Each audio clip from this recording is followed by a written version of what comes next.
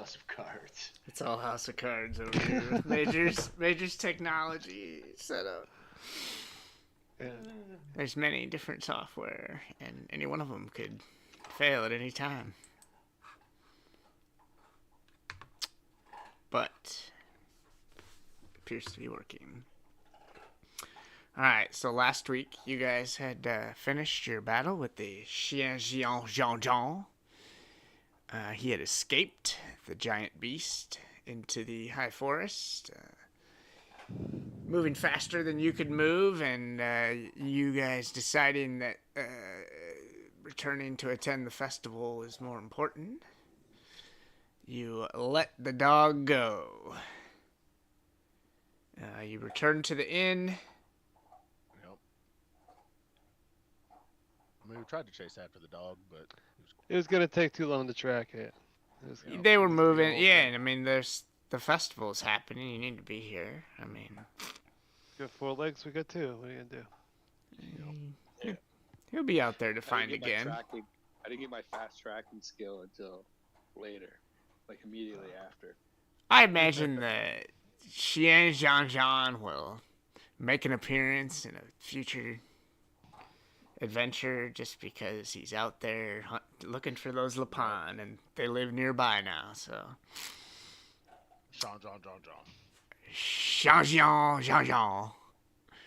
I imagine we'll revisit him, and I'm guessing since you guys will be leveling up, he's probably going to be out there eating Lapin and leveling up himself, so. Until next time! You guys return to the inn. The Lapin had openly become mingling with the locals. Kind of the festival had started.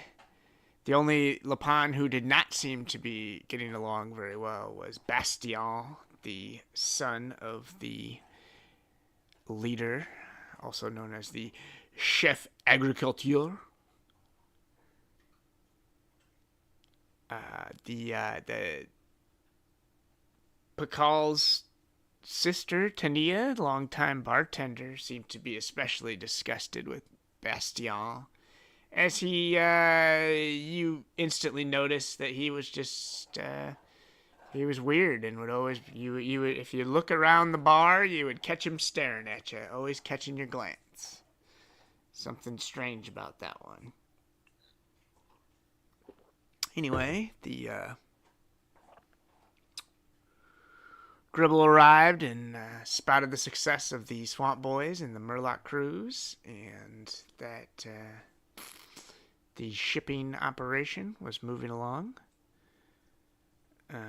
Copan was tasked with playing the opening night of the festival this coming night, and everyone took a long rest, and we woke on the morning of the first festival day. You guys cooked a bunch of berries, which no one has consumed yet, just to remind you. Everybody's just hanging on to some food. Well, we didn't expect to get into a fight here. Yeah, well, we were at a bar. We should have figured. Yeah, that's fair. It is us.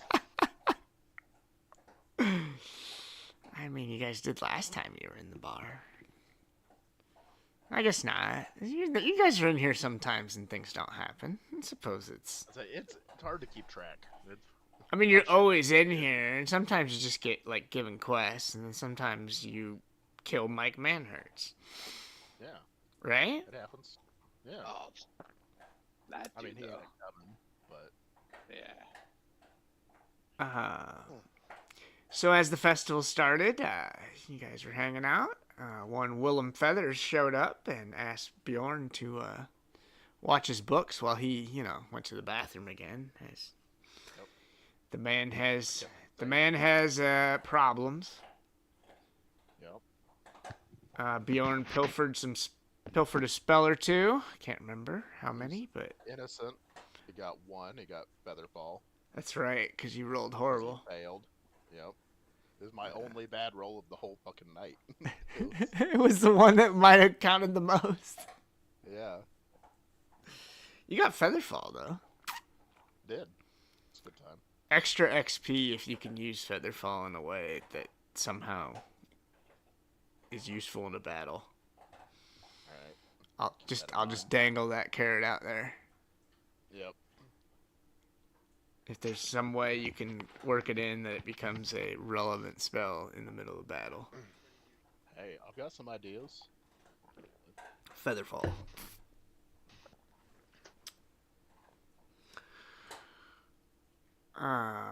The teenagers appeared. They didn't beg for weed this time. They had their own.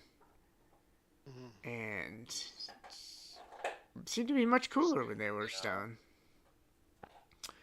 Lord Crust arrived.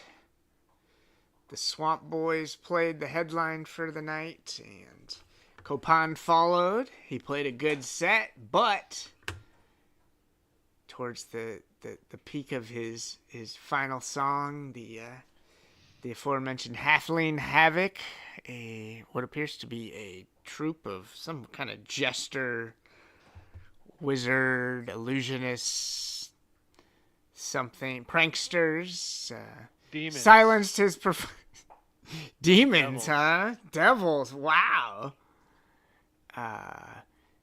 Tricksters. They silenced his performance and began harmless pranks with nobody getting hurt except for Gurgleberg's feelings.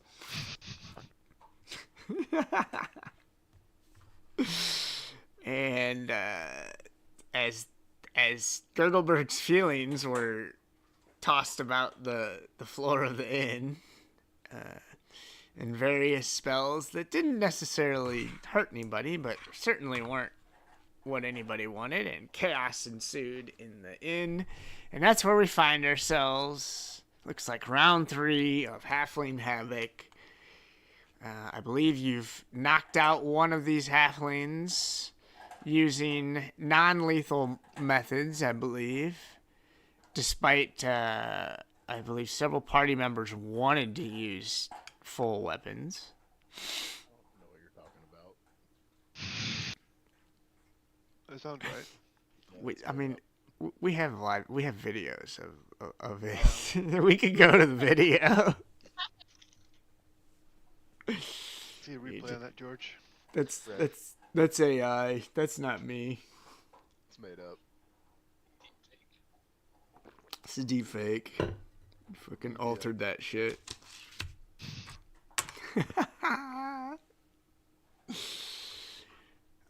So where are we at here in this order? She ain't doing Like top nothing. of the round, probably. I believe Barristone hadn't he tackled one? Yeah, he tackled a guy, had him on the ground. What happened to that guy? I think Barristone got up and moved back.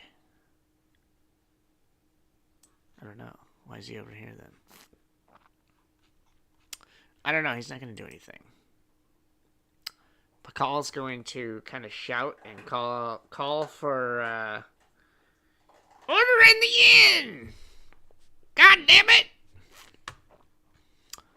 Gurgleberg. You got several of these innocent, harmless pranksters standing by you. Also have Elizabeth Crust, who also joined in, if I remember, and was slapping around. She jumped some over jesters. the bar and like rolled a 1, didn't she? And like fell on her face. She's fighting me as well in defense of the poor halflings. No, I believe she attacked the halflings. Okay. She's young and spirited, like you guys. She might be a fellow butcher.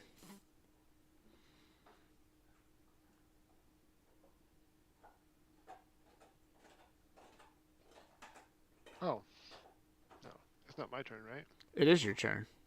Oh. Alright. You got clowns to the left of you, jokers to your right. Mm-hmm. There you are, stuck in the middle with Elizabeth Crust. Yeah. Well, Gurgleberg's just gonna go full on martial arts, taekwondo, and Halfling Gesture 3, I guess. Some punches and some kicks. Wow. Miss.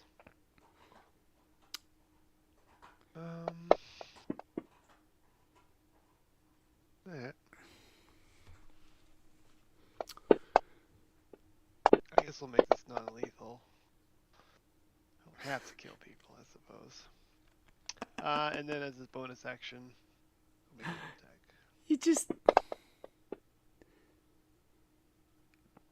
looks like his slow spell on Elisenda just got slapped off. Nice. Didn't knock him out. We'll use a key point for that, I guess. Do one more. Get him. Close enough. Knock him out. Bonk him right in the head. You knocked out another one? Yeah. This one you hit pretty hard on the head, and there might be some CTE damage, Okay. like the NFL players get. I'll accept that.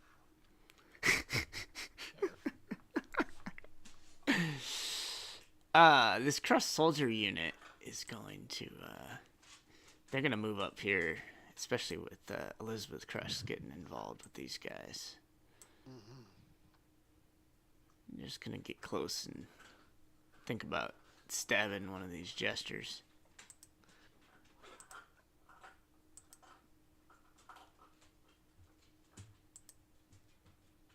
Copan. Copan's gonna go over to Gesture 4 and try to, like, grapple them.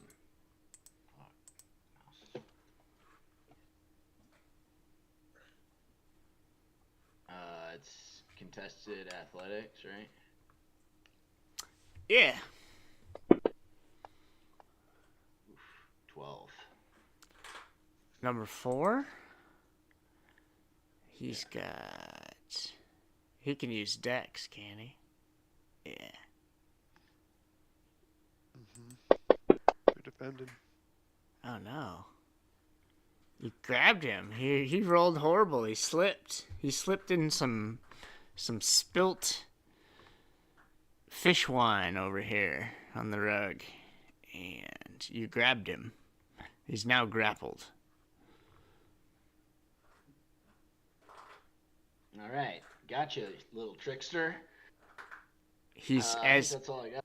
as you're grabbing him, he's just laughing, going, "Halfling Havoc!" He seems a bit crazy. Like, you know, maybe these halflings aren't quite right in the head.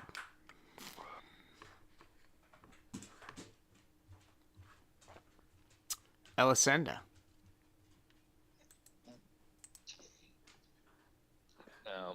I still can't see shit.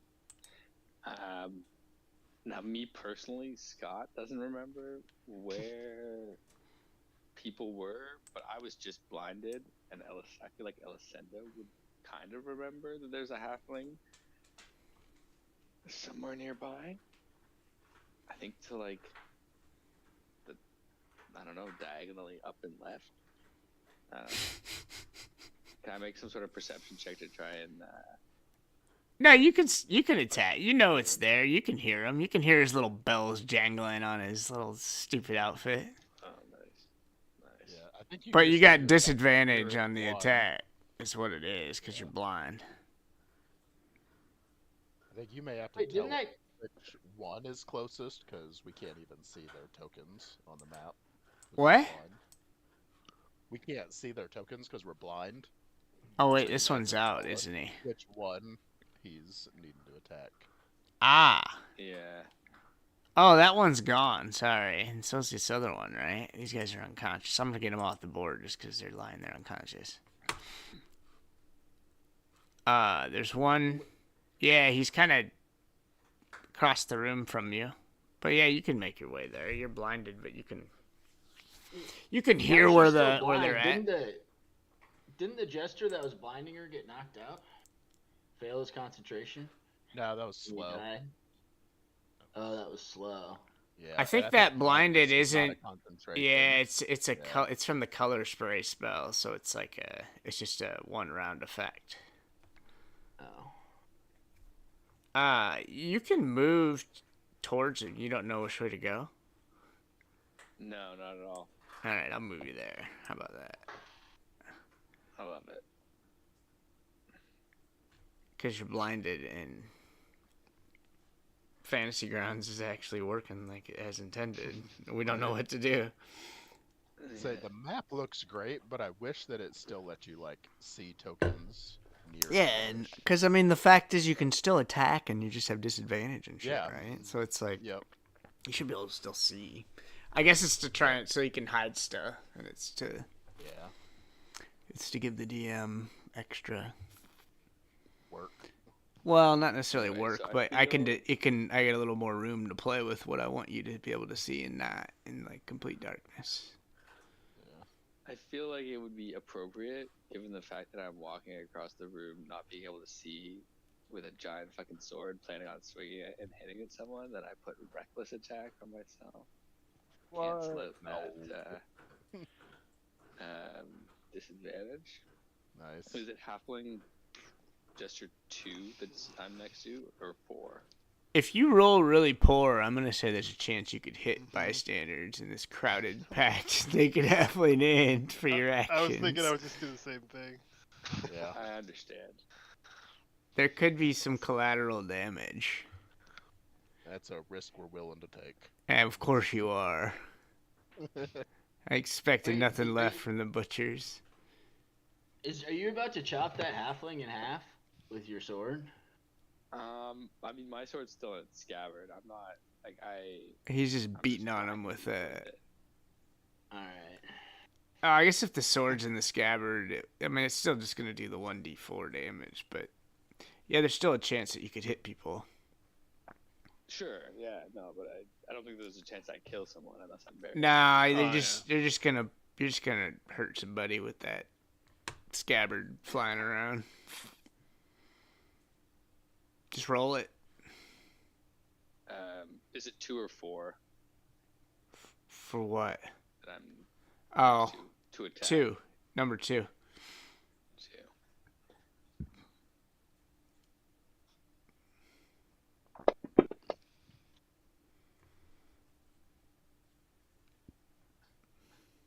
Oh baby, looks like I got him.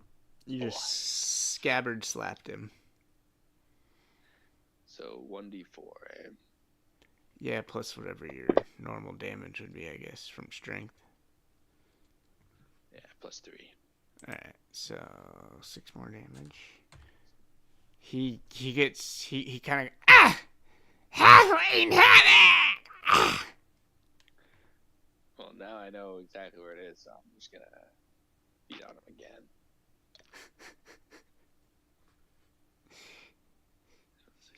Beating on these. They're just entertainers. Yep. They started it. They're just entertainers. They're here to entertain. It's just a joke. And you guys are just, nope, just gonna start swinging. So they can tell it to the judge, which is what we call Elicinda's scabbard. 5 damage. Alright. They might be telling it to their makers. Right? Do you have any other halflings that you want to beat on with your stick? No, that sounds like what I would have done. Just walk over and beat him, and that's it. I'm done. Alright.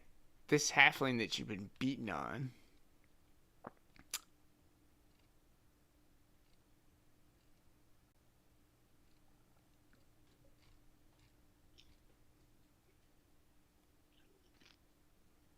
Oh, what's he got?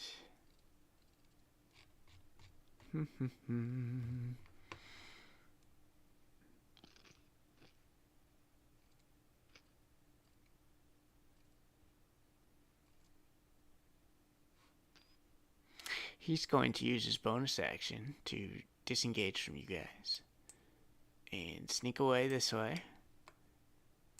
And when he gets out here, he is going to cast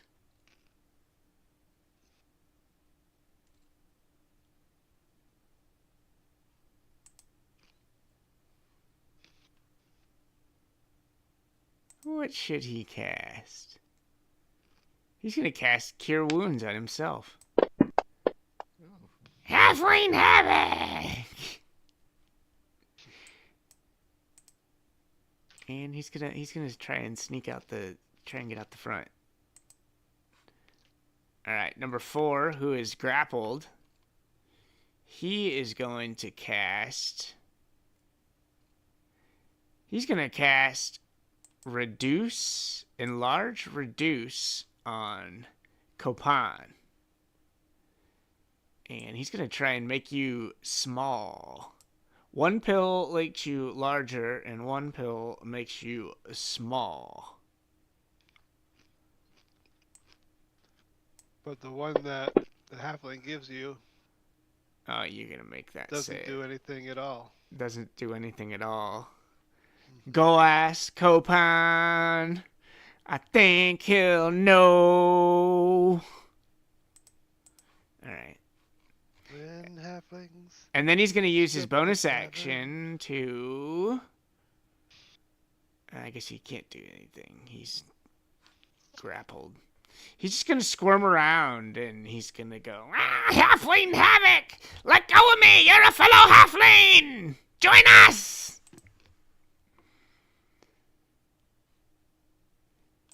A 5th halfling appears behind the bar and jumps up, and he kind of grabs Charity Headchopper, old Gilroy's wife, and just kind of like dances with her and kind of like just laughs and harasses her a bit and just goes, Halfling Havoc! Bjorn. All right.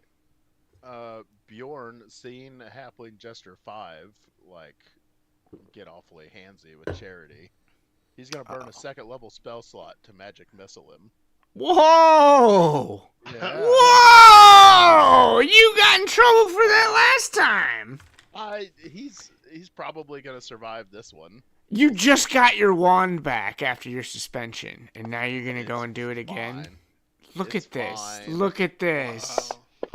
Yep. As the magic missiles Guys. go flying into Halfling Jester 5, the crowd goes, "Oh!" as Yep. they're They surprised were at like- the escalation of force. Hey, it's force damage. It's It's fun. Goddamn flaming bullets. yeah. Might as well be. So yeah, he got beat up. That's what he gets for getting handsy with Charity. Not at this bar. And then, Halfling yeah, Havoc's getting blasted with the... Yep. Yep, there it is. I see Alright, the it's on the camera. gif. He just starts blasting. All right. Fucking Doc and Holliday coming out blasting. I'm not gonna move or use bonus action. So there we go. All right, Davis Crust kind of shouts across the bar for order and a cease to all the violence. Swamp Boys kind of do the same. I'm gonna let you guys do all the dirty work. And the villagers by the door, they try and grab this halfling who's trying to run out.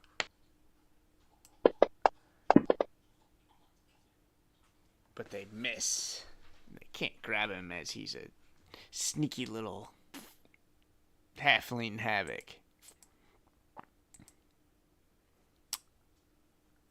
Elizabeth Crust, seeing that you guys have beat up all the halflings around her, just kind of turns and looks, and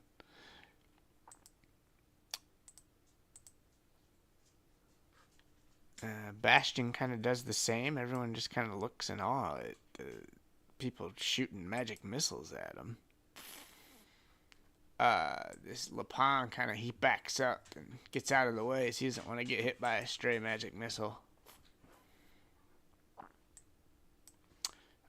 Gilroy lights a joint. Scully kind of turns and starts running out towards this guy who's trying to escape.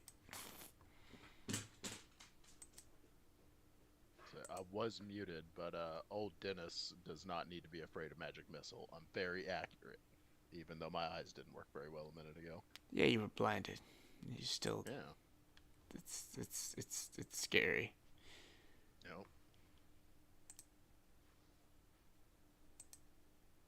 Gurgleberg. One has run out the door. Another stands, having just gotten pumped full of magic missiles.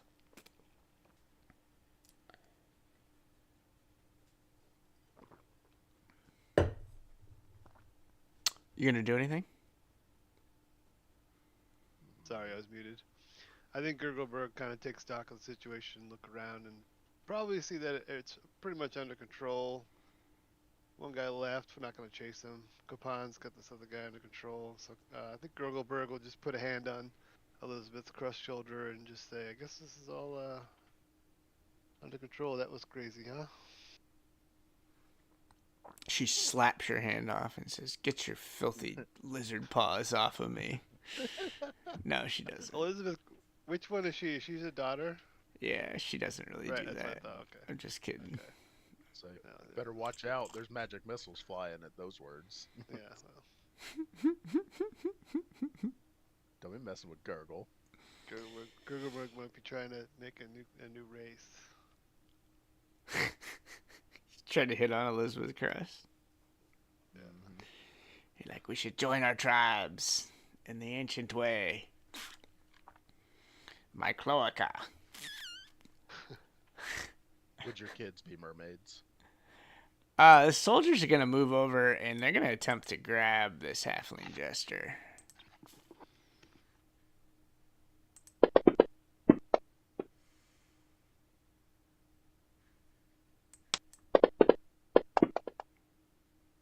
Oh, they got him. got him. This soldier unit jumps on him, and they grab him and wrestle him to the ground. So he's grappled by this unit. That's pretty much a non-escape chance. Copan, you currently hold this one jester, and he's wiggling and shouting and cursing you for a traitor to your own kind.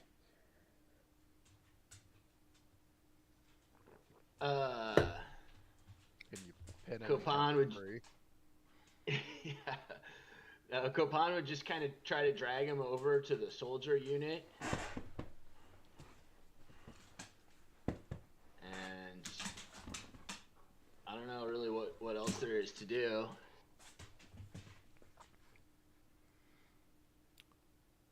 You just This gonna prank drag has him over gone too here? far. Yeah, I'm gonna get ready to hand him off to the soldiers. I don't want to deal with this squirming little trickster. I mean, they ruined your big performance, you know. I mean, do you want to exact any kind of personal? Do you want to punch them a few times for their insolence? What kind of malice do you hold towards these pranksters that ruined your big performance?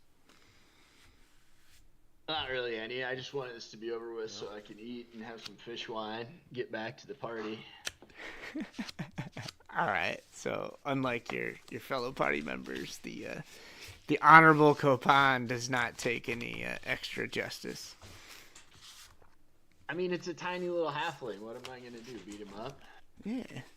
I mean, Yeah, bigger than me. I probably would as a spiteful person. I'd certainly hit him a few times. I'll give him a noogie in the headlock. I'd certainly do that, or maybe even like a couple of wet willies. Yeah, I'm gonna just and then I'll give him some dead arms, punch him. Yo, some dead arms. Yep. Some wet willies. You could even use dipping your finger in like ale and shit from around nearby. No, I'll just have him in a headlock and give him the noogie as I hand him over. Let's take him to the latrine, boys. Yeah. Bjorn will stand by just in case they try to get out of line. All right, Elisenda, do you want to bully these kids anymore? These Halfling Havocs? I suppose there's the one that's running out the front. Oh, he's not running in front. no point in Don't having get 'em. 45 feet movement if I just let people run away. I'm Right. beaten on. Yep. Yeah. Get them. So that's what the. Is there's not a door that I can I think move you through? have to go through the left slightly. Look over there. It should be open. I don't know why. You're like right on it.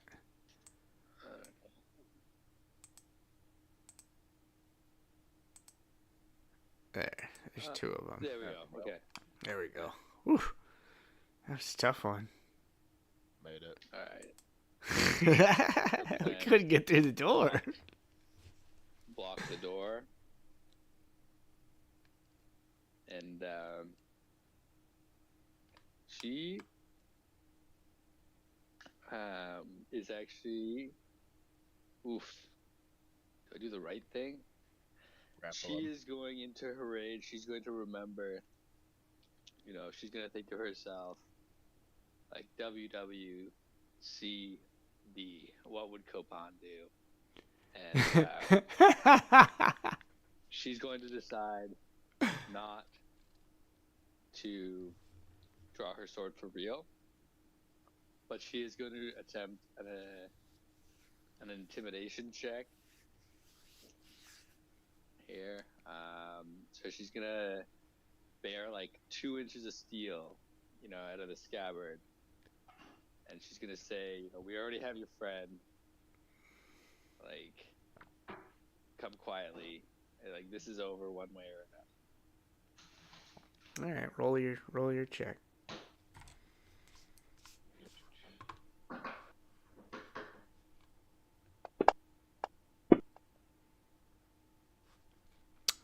You're pretty intimidating, especially with your rage and your hot elvish babe.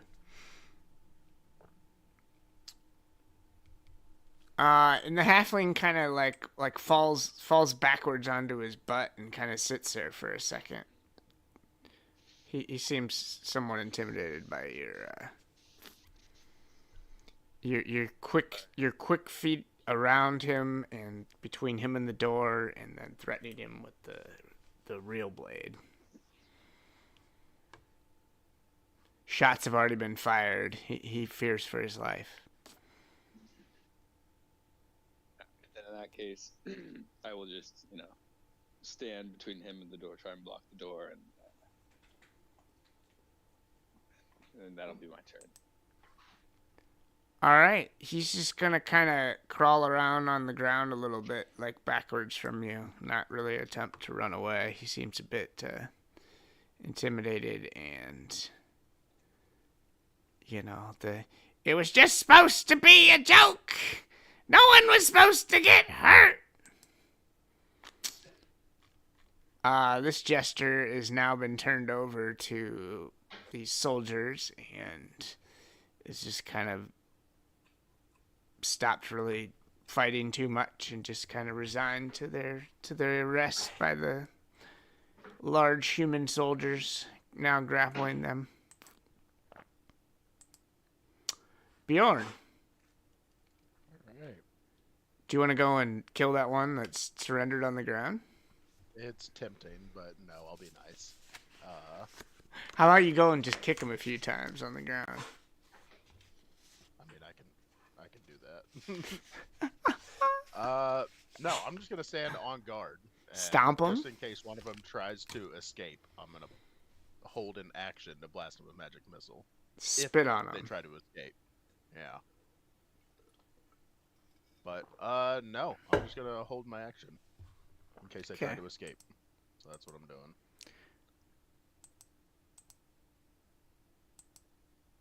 As the halflings have now been rounded up, and are being held and detained, and everyone's kind of milling about. The crowd starts cheering as it appears that somewhat violently the heroes have stopped the chaos relatively quickly, and a large percentage of the crowd starts cheering, and whistling and shouting for the heroes of the inn. What do you think of that? That's it. You guys get a cheer happy and about just it. like, yeah, okay. Hell okay. yeah. We nailed it. We did great. We know we're heroes. We know which we are. Alright, hold on. Get my card out. So you are now out of combat. If you would call it that. I mean, I just called it pranks, and you guys murdering my We didn't my kill halflings. nobody. They're sleeping.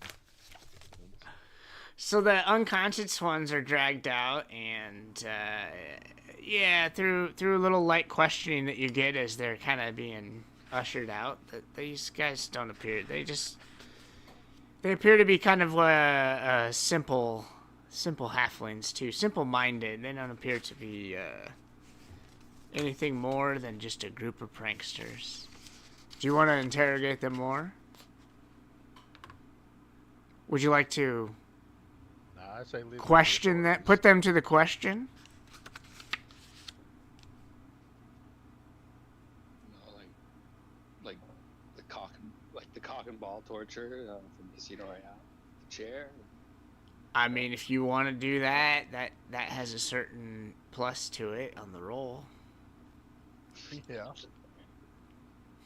Nah. Because otherwise, they're just gonna take these guys to the normal, like, town jail, and Yeah. I don't believe they'll. Kapan is not interested in the halflings. He's thinking about getting back up on stage to get the party going again. Yeah. I think them going to jail is what's best. Sleep it off in a cell. All right, yeah. So the soldiers and Barristone kind of decide they just take them to jail and hold them for that, and release them in a few days. Take their gold from them, fine them, kick them out of the county. So yeah, they're not really deemed horrible criminals that deserve to be shot with magic missiles, but that's Make what an happened. example out of them, though. I guess the next time any kind of pranksters want to interrupt the Naked Halfling Inn Summer Music Festival, they'll think twice. Yeah. I mean, law enforcement doesn't fuck around here. No. Fuck around and find out is real. I think some would say that there's an abusive police force in this area. All right, so as the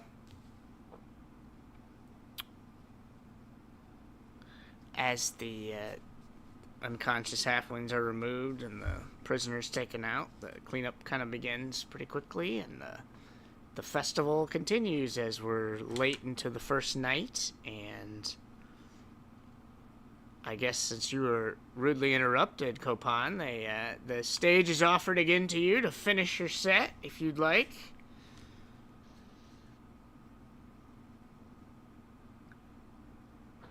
No? Yes. Sorry. He's like, no, I was only paid for so many songs. I'm not doing extra. I only agreed to play once. I paid double for the second show. I want more money. I'll do it for 12 Lady Marys. Yeah.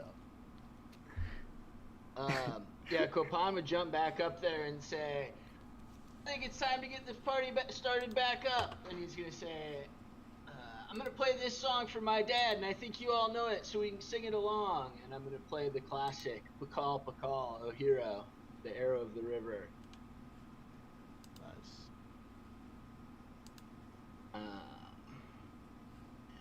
Performance roll. 25.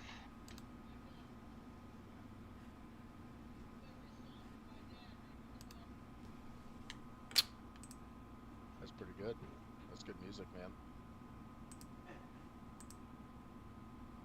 An oldie but goodie. Right?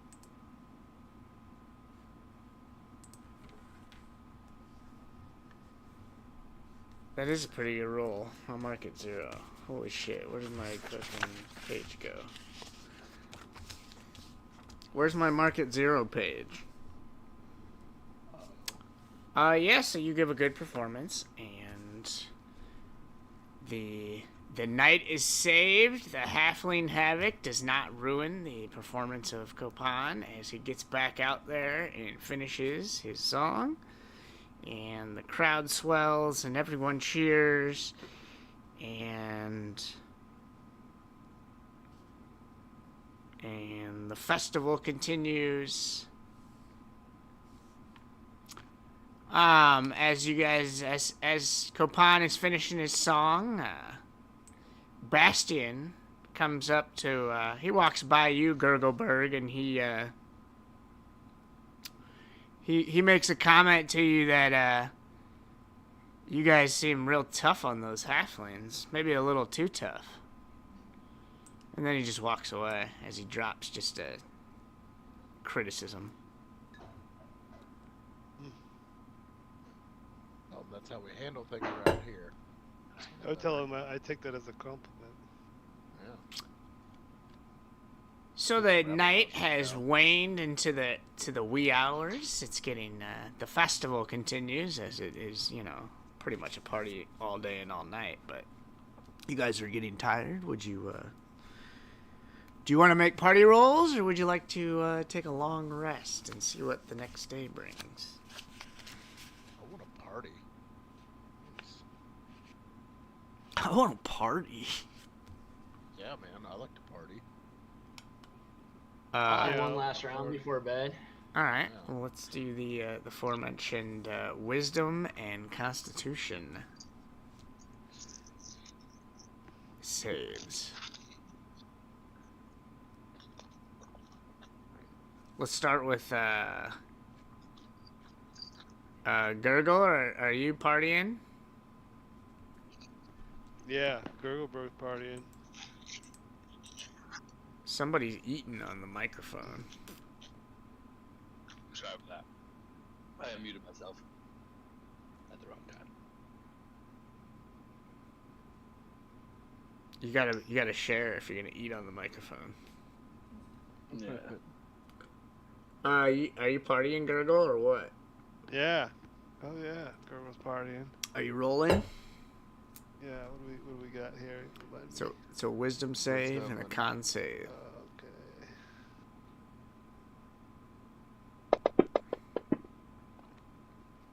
What's with this Yeah. plus? I don't think you have this bless on Still anymore. bless. Let's take this Yeah. bless off. All right. Well, it's Still pretty good rolls. 21 and Jesus, yeah, still 218. 20. All right. Yep. Gurgleberg hits his stride and, after beating up some halflings, really knows how to party. Yeah, he's doing some detective work. He's looking for the case of the quivering cloaca. Copan, let's see which. Let's take off these. This bless first. Trying to cheat me. Alright. Wisdom. 13. Con. 12. Ooh, sneaks by. Yeah. Almost makes a fool of himself, but holds his liquor and doesn't say anything too stupid. Killing anybody. Ellis said, "Are you partying?"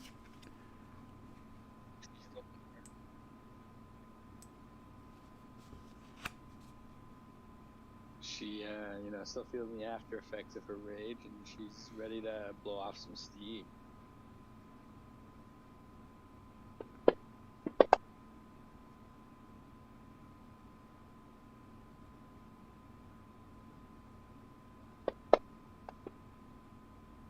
Not making bad best choices, not making the worst Just choices. barely You know, squeaking body's by pretty there. rough. Just barely squeaking by. Overconfident. Whew. At one point, you almost threw up, but you Oof. swallowed it back down. Oof. Puke and rally. Puke and rally.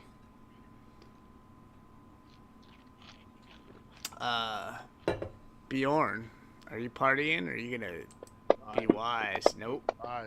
That second roll should have been Oh. Constitution. Should have been a +2 on it, but Nah, you made it with the first one. Just Irrelevant. barely. Everybody just Yep. barely squeaks Yeah. by here. Except for Everybody- Gogoberg, it's a- who really shows them how to party. well, we're trying to keep up with him. Yeah, you guys are just trying to keep up with Gogoberg, the party Murloc. And his search call for him an animal, man. search He's for a the man. quivering cloaca.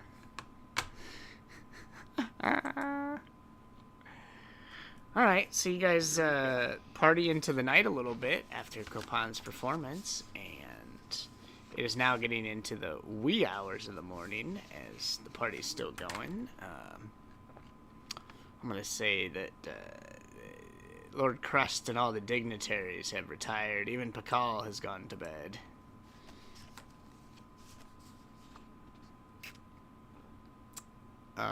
You guys going to keep partying? You can keep rolling if you want.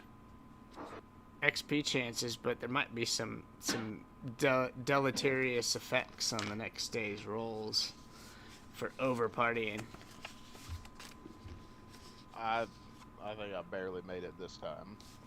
Yeah, Copan's getting tired. I'm at my limits for drinking.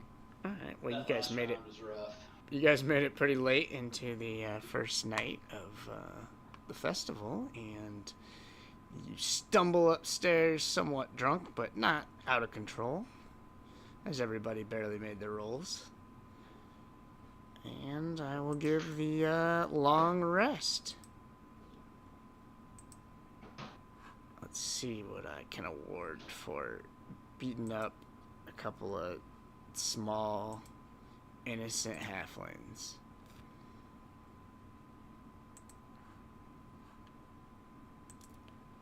I don't know how much.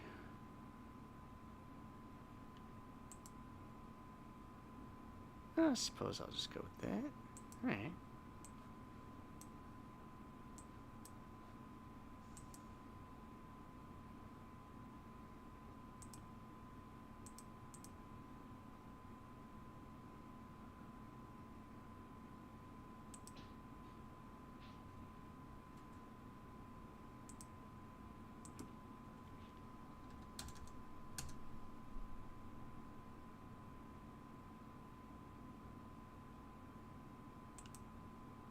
There you go. There you go. Got loot. You Alright. guys get some XP for dealing with the troublemaking Halfling Havoc Jester Troop, and it's about 10,000 XP altogether. There you go. I expect the customary look short, look skimp, Yep. look Something small. Mixed bag. This doesn't Yep. seem like the proper amount of XP. Are you sure you didn't Yeah. miss a decimal point or something, Major? Yep. I feel like that 4,900 was supposed to be a 5,000. I feel like it should have been even. There was supposed to be a 1 in front of that. It should have been like a 14,900, right? You know, that could have been it too. That's what it was supposed to be. I mean, look at this XP where we're at. I mean, 4,900 is just a drop in the bucket. We're lucky we got any, considering that we're just simple murder hoboing. Well, at least you're willing to admit your true intentions. Nah, So we didn't murder anybody no. today. Oh, I was gonna argue the other way. Not hobos. We actually do kind of have a fixed location Oh. that we sleep in, It's true. but True. We're it'd be mercenaries. easier to argue us out of murder hobos from a legal standpoint, attacking the hobo part after reviewing the case. Yeah. All right, let's put. Living An inn really having a place of residence, though? I don't know. When one of your buddies' families owns the inn, I feel like that makes it slightly better. True. Like crashing at a buddy's place, but I guess that like you could be homeless and crashing at a buddy's place. I don't know. We're not riding the rails though, so. All right. So you guys have your long rest. You get your murder hobo points, and you wake up Just calling them to murder the points now. murder XP. We have a house. We have a house. So we're just Yep, murderers. and money. Not more. You can tell You're, us we're murderers, but don't accuse us of being poor. You're wealthy serial killers. Yes. Or mass murderers. I don't know if you're necessarily serial killers. Well, you're moving towards it. I think they're starting to get some kind of... Definitely sociopaths. I'm pretty sure that Bjorn's developing something with that magic wand. Some kind of... some kind of adoration. He's gonna start... does it have a name yet? The wand? Yeah, does she have a name yet? Not yet. Wanda. Wanda. You proud of yourself? That's pretty good. I guess it's pretty good. Yeah. Wanda. All right. So it's a later morning, as you guys were up late, and as you come down into the main room of the inn, it's the party's started earlier than ever, if it ever even really stopped from the night before. The festival continues into day 2, which is also the final night. Tonight we have the headliner of Pakal will be playing the final set in his customary closing of the festival, which he has done for the last, 15 or so festivals.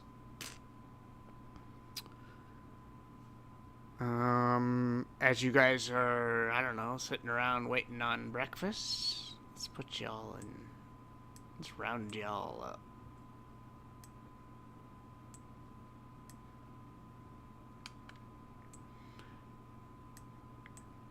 Get y'all on your fucking table. Sit down. All you sit down. You guys are eating your breakfast, and there's a buzz from the crowd about about the festival in general, but also about the craziness of last night and the some say overbearing actions of the butchers of the inn. But most just support the those stupid halflings, they tried to ruin the party. They get what they get. Yep. I think it was efficiently taking them down. Is That's that the what I'm telling people. is that the vocab now? Efficiently? Yeah. I think everyone's like, man, you should have seen those guys last night. They were casting Take these care of silence business. over there, holding spells there. Those halflings are out of control. Goban's gonna jump up on the table and yell, Halfling Havoc! Everyone laughs at your impersonation of them, and you do a pretty good job because, again, you are a halfling. That is pretty funny, actually. Do that the next day. Got him. And the crowd's eager. They're also a buzz talking about Pakal's finale concert. It always seems to be his best of the year when he does this at the end of the festivals. Everyone's hopeful he'll maybe come up with a new song. Unknown. Let's roll some perception checks on what's going on in the inn.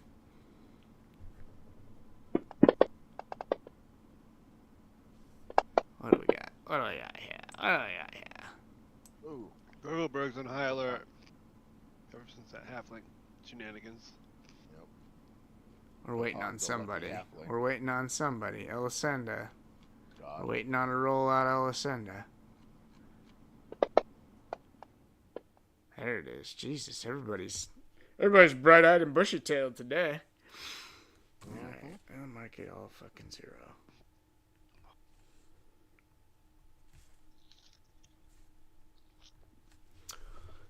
As you guys are looking around, you notice that most of the staff of the inn is they're just haggard and beat down and tired from the incessant crowds and the dogged nature of the festival, and everyone's tired, especially Tania. She looks worse for wear, and you do notice Bastien the Lapin. He's not in his rabbit form at the moment, but he sits at this familiar spot in the middle of the bar, glaring at Tania as she glares back at him as they appear to continue their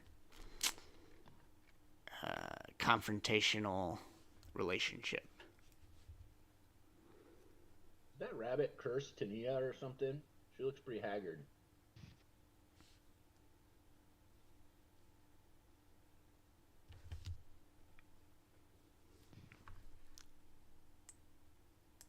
Question for Bjorn, no?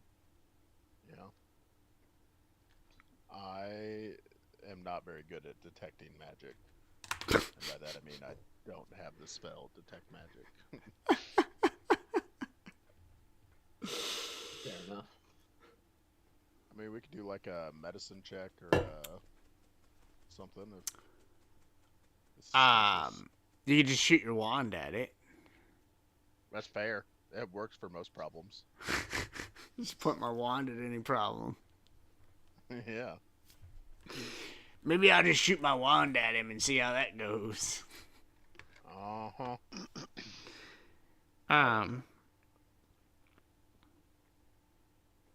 So the morning kicks off and the festival is going on. Are you guys gonna start partying?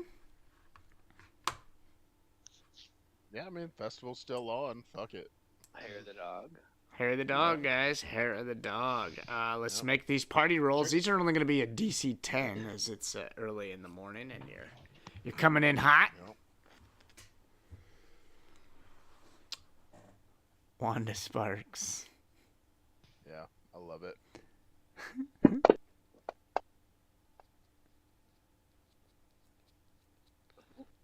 Are we Making some partying again? bad choices early in the day. Oh yeah, Elisend's going hard. Yeah. Oh no. Down though. Oh no. Elisenda went for like the hard liquor early on and it was a poor decision Yeah. as it comes right back up. No points awarded for the poor partying performance. Anyone else partying? Oh, here we go. Yeah. He's rolling there. Oh, yeah. Copan's partying early. He's coming out. He's drinking fish wine with breakfast. Yep. Oh, look at that. He's pacing himself, though. He's making sure he's eating a lot so that he can go all day and all night. I love that fish wine, man. It's like a protein shake with booze in it. What about you, Gurgle? Are you partying? Gurgleberg, despite wanting to get, solve the mysteries, he's concerned that the Halfling Havoc might have been just a precursor to what's about to happen. So he's gonna stay on high alert. Maybe he'll have an advantage getting looking for anybody that's trying to cause trouble. You're not gonna party then? No. Okay. How about you, Bjorn? Bjorn, he's not gonna drink any of that nasty ass fish wine, but he will drink some ale. Copan and Gurgleberg kind of frown at you for calling it nasty ass fish wine. Can you smell it? Yeah, it stinks, but they like It smells it. like a can of sardines. Yeah, it's protein alcohol. Yeah. Yeah. It's what you need for building muscle mass. Yep. As a wizard, that's real important for me. Isn't that right, Krusty? Yep. What'd you get Protein. there? 18 and a 12? That's pretty good rolls. Yep. Pretty So easy you pass. you do not drink the fish wine, and you do better drinking something else. Yep. Maybe normal wine, like a normal gnome would. Not these weirdos drinking fish wine. Okay, that's it for the party rolls there. The festival continues. The morning rolls into noon. Late morning, noon, and who arrives? Who do you think arrives? Who do you think arrives? Mother Scales. We haven't seen her for a while. You have not seen her for a while. No. That was considered bringing in, but I've decided to not have Mother Scales come to this festival. No. What about the Island Boys? The Island Boys are dead, and they also in a different dimension, so yeah, there's some issues there. But I mean, I wouldn't say there's a 0% chance that the Island Boys appear. The answer is greater than 0, but probably less than 1. Yep. The Murloc leadership of Malalalala, and with her is several other of the Murloc dignitaries and the Swamp Boys, and one beautiful Zog walks into the room, Gurgleberg.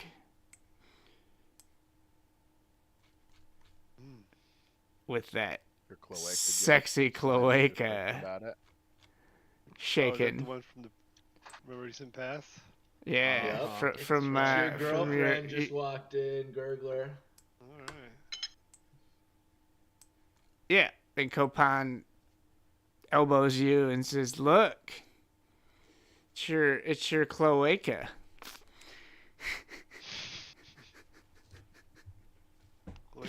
I know who's going to be having a good night tonight.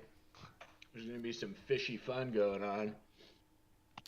And she kind of comes over, and she's with the other Murlocs and the elder Malalala, but she sees you and instantly starts giving you the I'm a dirty little Murloc girl eyes.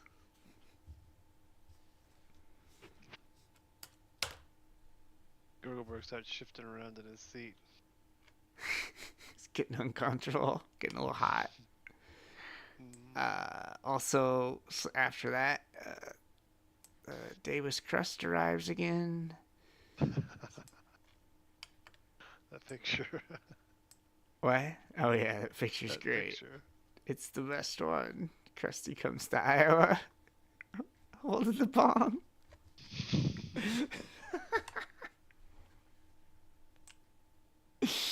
It's now the official Davis Crust picture. It's him standing in the cornfields. Where am I at here? All right, so it is now turned to noon, and the party continues. The festival continues. There's music playing in bards, but they're more of the regional, less renowned ones that are just kind of the daytime acts. And you guys gonna do some party rolls, and Gurgleberg, you're gonna go talk to Zog and see if you can't see if you can't make some charisma checks. Hell yeah. All right, well, let's go with before we get to Zog. Let's go. Anybody partying? You three still partying?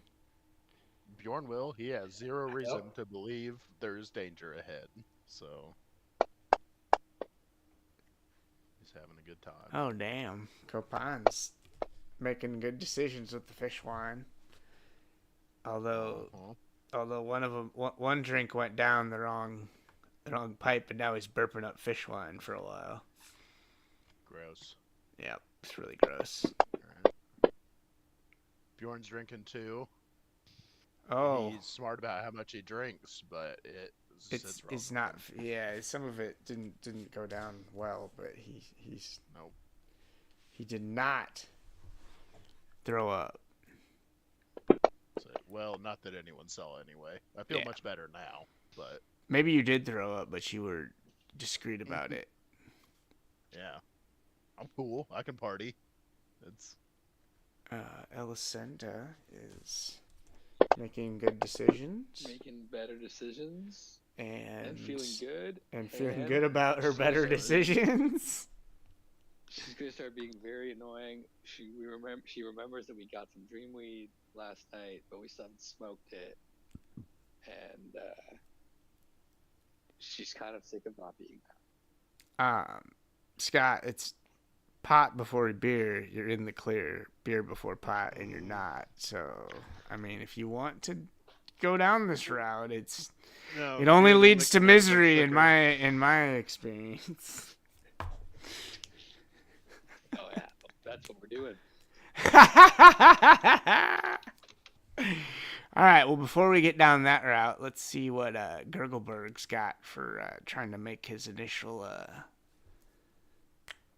pass at Zog. You come on down and you talk to Zog and the other leadership, but everyone's excited to see Gurgleberg, the savior of the Murlocs, defeating the Turok and his evil band of fascists. Why don't you roll some kind of charisma? I'll know that glad that she came by. Was waiting for her. See what am I rolling? Now Zog's Wait, the you're one into you the want. old one? No, Malala's the old lady, the older one. You want the old that's one? right. No. Gurgler likes the mature lock. Yeah, he's got the mature lock. God damn it. Gurgle swipes right and decides he wants the gilf. Maybe another time. Let's go back to familiar Maybe later. Maybe I could handle both of you ladies at once. He still wants to focus on looking for trouble, but he knows this probably wouldn't take long because it didn't take long last time. Oh, look at he's confident. He's getting overconfident going out here. Well, roll it. Let's see what you got. 11. -2 as you're still a Murloc, and she seems pretty receptive to your Gurgleberg charms, and it seems that you're heading down the right road to Cloaca Town, but you're not there yet.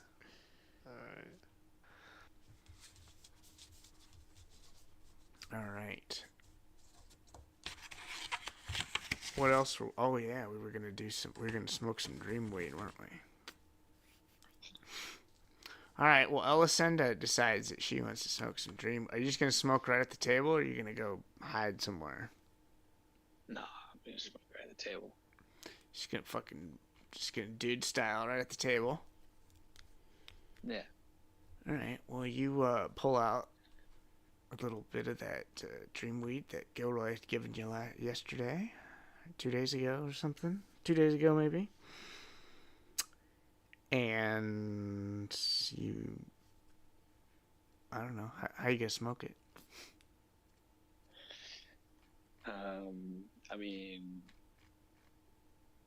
I think I don't have a pipe, and I don't think aluminum cans are a thing. Pop can. There's a little pipe, I imagine. So yeah, I'm just gonna. We'll say you found a pipe. Just found a pipe. I don't know. I was hoping for better RP from you, but it didn't happen. So Yeah, we just go with it. There's nothing to smoke. I got nothing. You It's like, you I roll just used you my roll it in hand to hold all a these together. napkin. You rip a little bit of your clothing off and roll it into that. Sounds awful. It's- No, Well, I mean, your clothing's pretty. It's worn thin, and it's all right. I mean, Anyway. as a MacGyver smoker from back in the day, I've made bonds with less, bro. like, Scott is very disappointed in his RP for Alessandra right now, but Just roll your d6.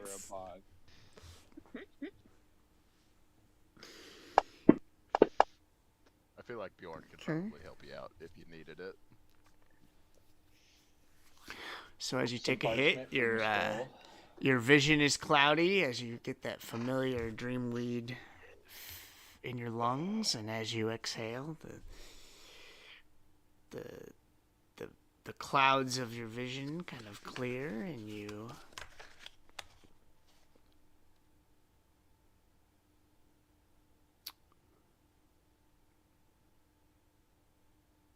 hold on, looking for my sheet.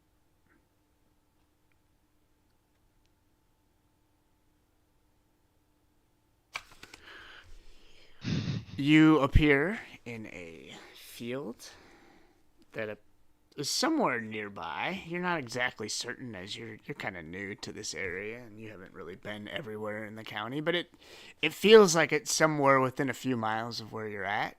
And you look off into the field and you see what appears to be the Lapan have built some many cottages and small bucolic little farming buildings, and off in the distance you hear a scream, and you hear a growl, and then you hear a Lapan scream in pain. And that's the end of the vision. This was a bad trip, guys, and I relayed my vision to my friends. Yep. Did it look like John? Jean. You didn't actually see what was causing I don't think I saw anything, but did it feel like I John? mean, Yeah, it sounded like a roaring giant dog that you had heard previously. So yes, if you were to guess, you're like, that's the beast, John. But as you know, with the Dreamweed, this isn't necessarily a current thing. It's something that may come to pass. There's really no sense of time, and in the Dreamweed visions is always it's always an unpredictable thing. And obviously, with the buildings being as constructed as they were, that would be something that hasn't happened yet, as they've only been here like 2 days. Unless they're very, very industrious. Oh, I'm sure they are, but still. All right. So yeah, that was it. And you also I should make you do a con save because you did the reverse order on that, but I'm gonna allow it because it's Dreamweed. It doesn't have the same effects. But you nailed your con save anyway. So instead of getting the spins, you power on through, and you rally the party.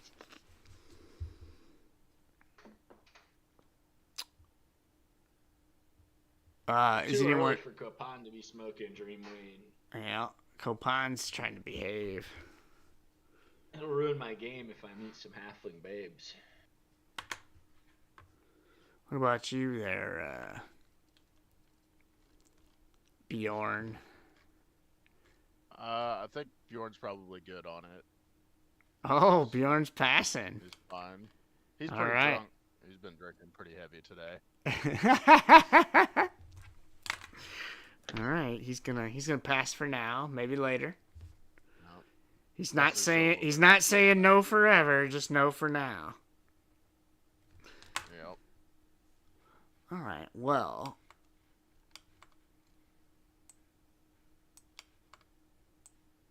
Copan.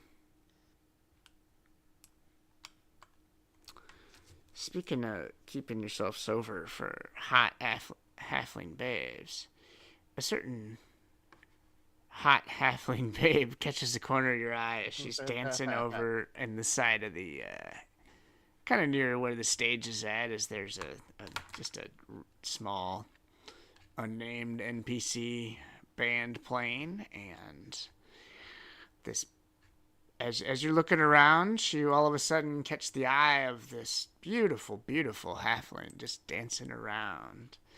And she seems to be singing with the music and dancing, and look at my new AI halfling art that I've created. Oh, look at that. As Valerie Goldmeadow dances around and sings, and she looks back at you and smiles and winks as the young halfling lass seems to have taken an eye on the charming Copan. Oh, shit. Nope. You got big hair. Good hair. I mean, she kind of looks like the Hedgehoppers in a way, only the AI art's better than the fantasy, the whatever that software is. She also kind of looks like the chick in Westworld. She's got a little bit of an exotic look to her. Yeah. I don't know. It was like the first. Think It was the first thing I put into the AI that came back, and I was like, "Oh, that's pretty good." So I just went with it. It works. I just put a beautiful halfling female with bronze skin into the AI, and that's what it gave me. And dark hair. That was the other thing. Yep. Yeah, so she's dancing and smiling at you.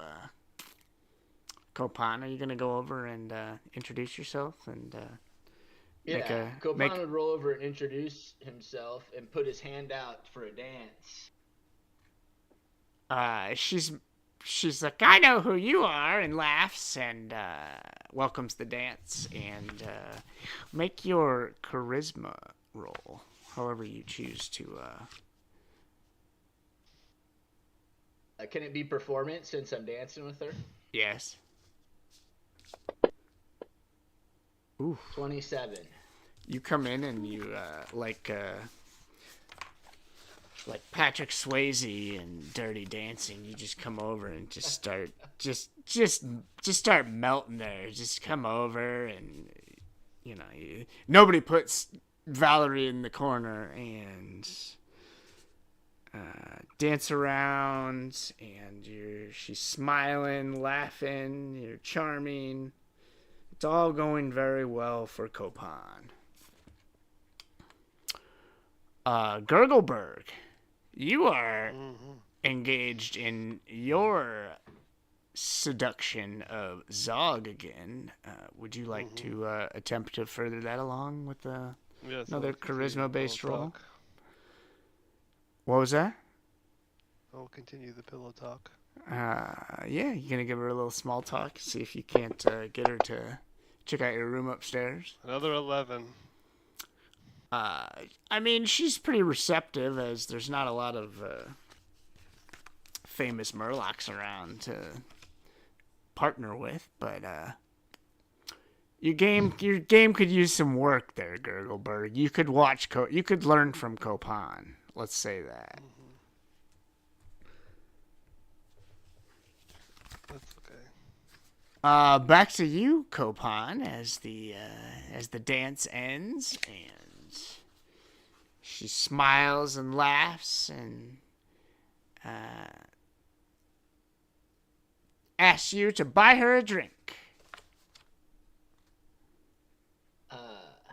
Even though all the drinks are free on the Lapan, but.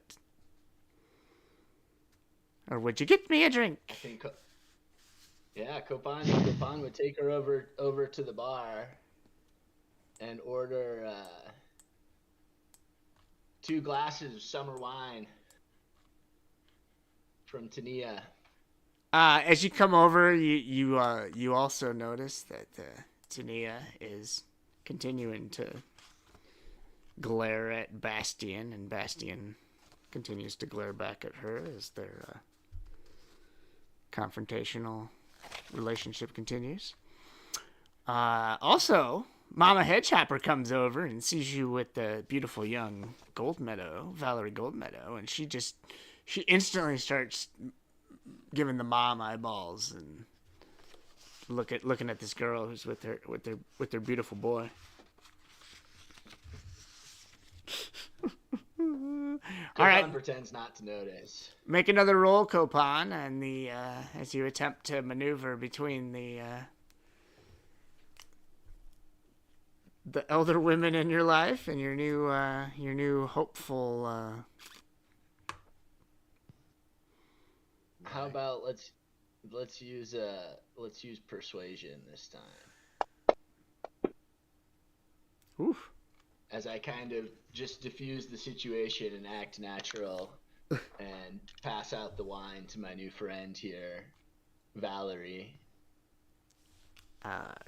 You smoothly, deftly maneuver through the glaring of Tania and Mama Hedgehopper, and they kind of glare for a bit, but they realize that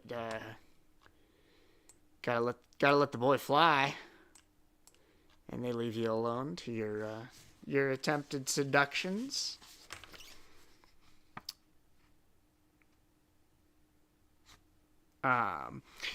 Valerie tells you that she's a traveling bard.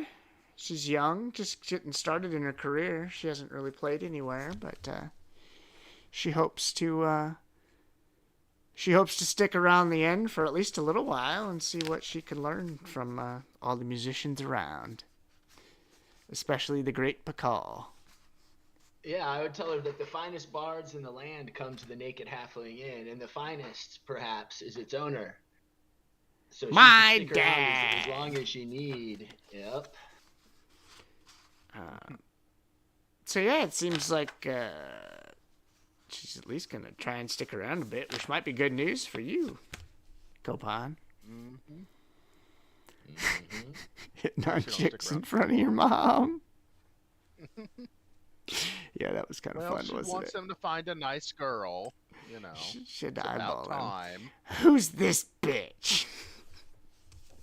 She'll, if it works out, she'll be moving into the inn with me. So, she'll have to get used to Yeah. it sooner or later. Yep. She's eyeballing her hips and that. Is she gonna be able to bear children? I don't know about her. Only one way to find out. All right, so the two romances continue on both sides, and the noon turns into afternoon as afternoon turns into evening, and the festival continues. It being 9:30, let's take our 5-minute break here, and we'll finish up this festival. Alrighty. Sounds good. Back in a few. Nice. What kind of havoc is going to be in the second half? Pure RP, just love story, no havoc.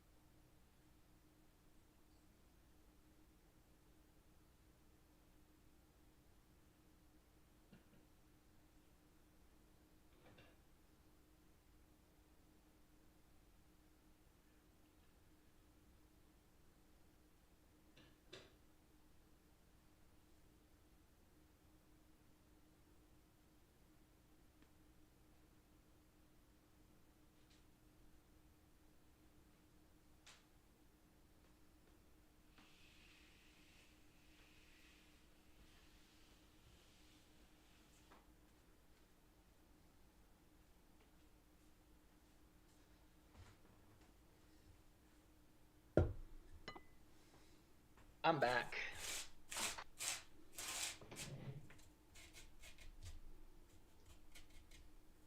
Yeah, me too. I've already used my snacks, so I had nothing to go get, nothing to do. Yeah, I made dinner during the first half and ate, and then I just went and got baked in the garage. Nice.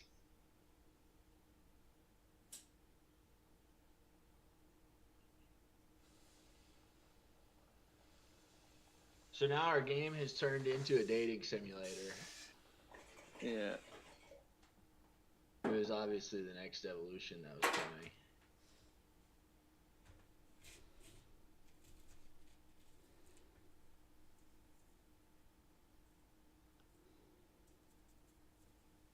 Well, hopefully you guys are just successful, and then we have a pan to the fireplace moment, you know? Awkward role play with Major.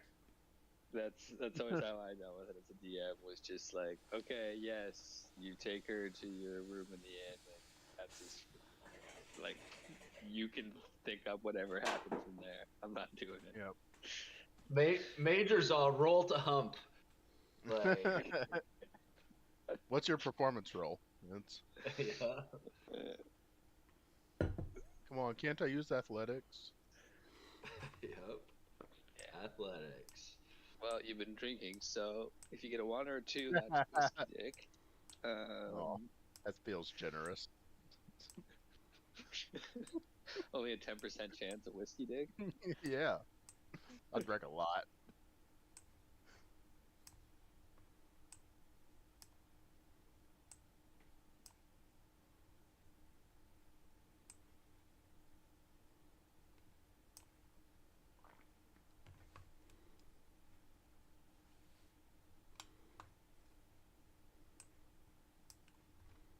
I'm trying to remember what attacked the first festival. I think that was when the baby black dragon attacked, or like the young black dragon attacked.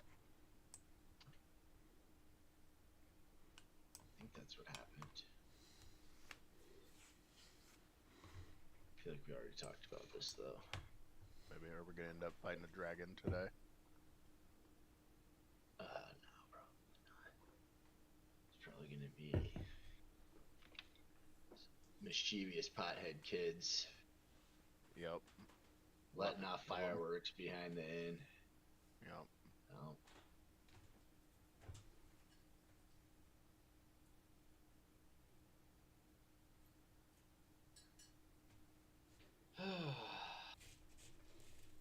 You guys got any big plans for New Year's Eve? Not really. A whole lot of nothing. No. I gotta work day shift that day, but I get the following day off to recover. Nice. Yeah, I've got work on the 31st too. Yeah. I do have the first off. I was supposed to work today, but like no one that I work with is working right now, so I just kind of didn't really work very much. Yeah. I worked today. A little bit. I showed up to work today. I didn't put in a lot of effort while I was there because there's nothing going on. But yeah, same.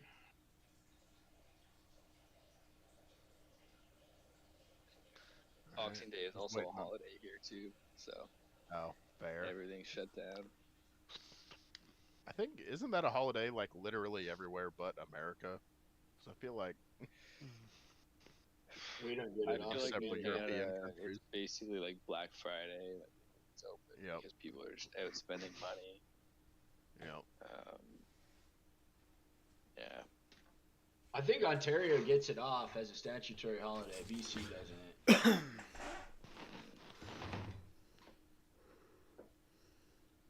BC does not. Somebody told me Happy Boxing Day today. Nice. Really? At work. I don't know if I've ever heard that. According to Wikipedia, it originated in the UK and is celebrated in mostly Commonwealth nations. So basically, if the UK owned you at British, one point. Yeah.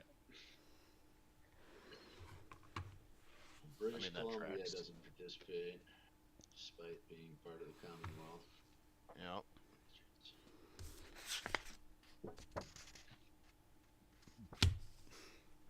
All right. Are we back? Back? Yeah, I think that's everyone.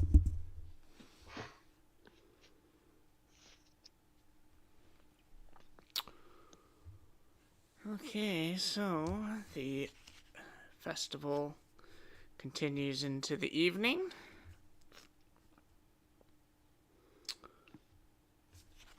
Let's it's nearing the time for the big Pakal finale as the kind of the final big show of the night, and the final big show of the festival is still, it'll still party into the night, but it's the kind of the lead up, the headlining act. Pakal Rivers, the Arrow of the River. And let's make some party rolls if we're partying. And let's see how our lovebirds are doing on their seduction. So Copan's partying. He's doing well.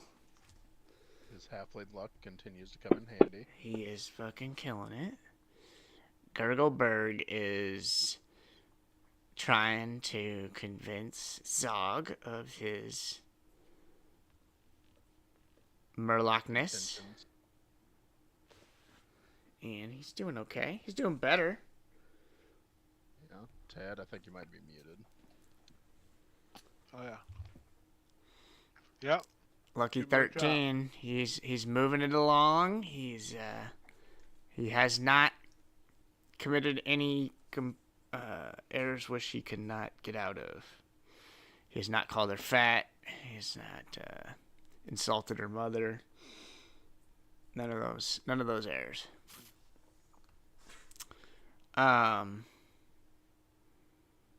Elisenda, are you partying? Or are you abstaining? After your vision of the John Over John. here getting shit-faced. Oh, look at that. She's choosing. That bad trip kind of sobered her up, It's kind of ruined the party momentum. When you listen to Lapan being butchered by a giant dog, yeah, that might kind of fuck with your head a little bit. Wasn't a good trip. So she's making better choices, but she's rattled. All right.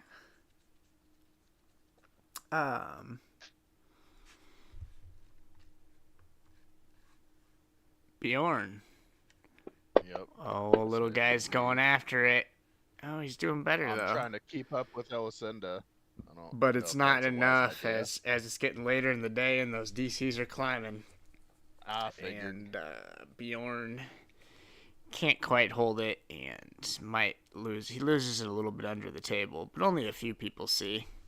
So the embarrassment is a minimum, Bjorn. As a 10 and 11 is not a horrible roll, so it was a minor embarrassment. The only one that really saw you was Elisenda, and she's just kind of laughing at you.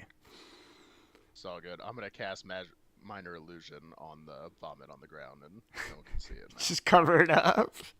Yeah, it only lasts a minute, and I'm gonna forget about it after a minute, but I want to ignore it for now. I don't know where that came from. I mean, you're probably not the first person to throw up in the inn tonight. Yep. It's probably happened a bit. I don't know. They just probably throw hay down and sweep it up. Mm-hmm. Gross.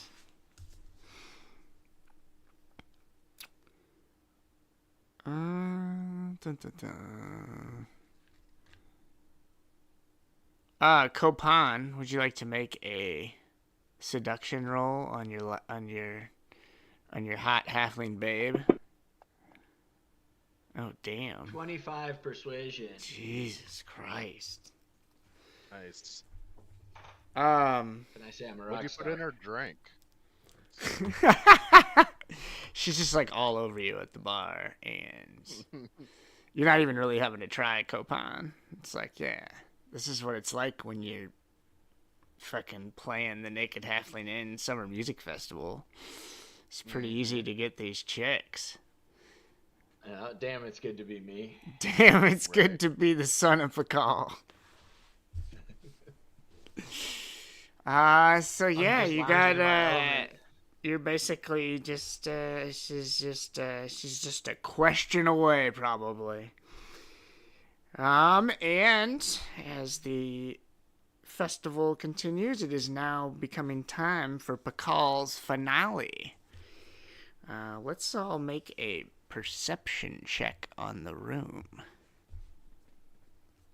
What do we see?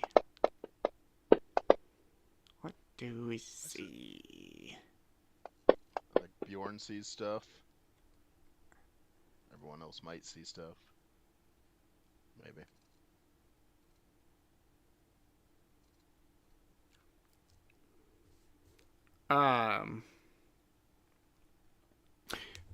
Bjorn. Yep. He saw something under the table when he was down there. Yeah, you saw your vomit underneath the table. It's been more than a minute. I lost track. You notice as you're looking over at this group of several villagers and locals at this table over here, the ones that I've now made red. Yep. You recognize several of them as the group that was with Mike Manhertz and then protested you guys the following day. Some of them were just had a memorable look, and as you're looking at them all gathered there, you recognize that they're gathered there again in a kind of a group at this set of tables. And they, while they're drinking and appear to be reveling and somewhat, you can, they look a bit out of place as they, you can tell that they're a bit disgruntled. What have you? No. His name was Mike Manhurt, remember? Nope. I didn't see shit. That just happened. You shot him with your wand, remember? Nope. That's not. And some of them are glaring at you, especially because they remember what you've done to their hero, Mr. Manhertz. Yep.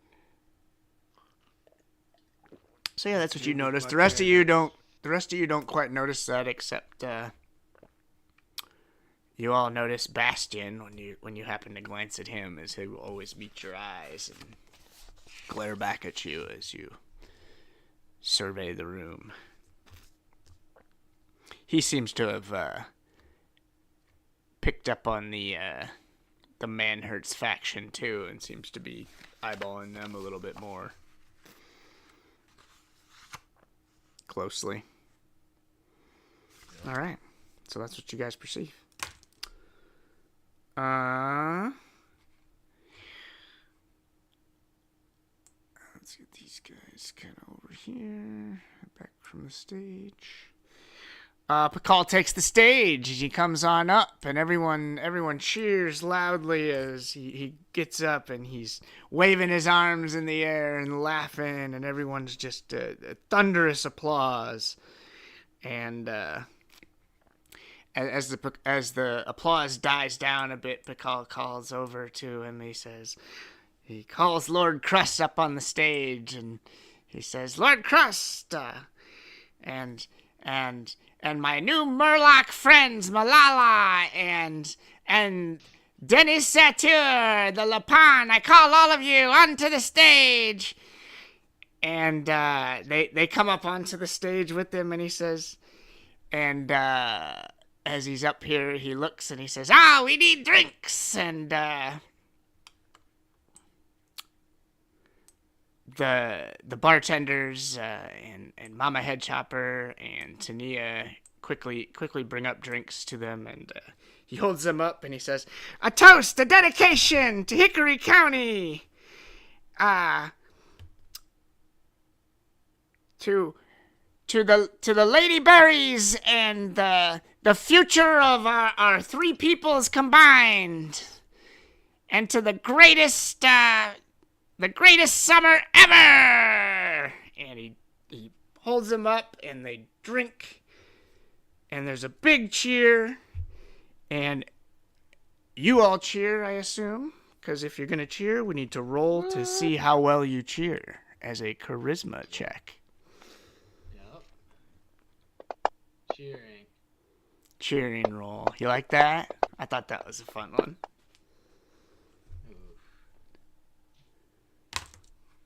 Charisma. I should have done performance. Oh well. Nope.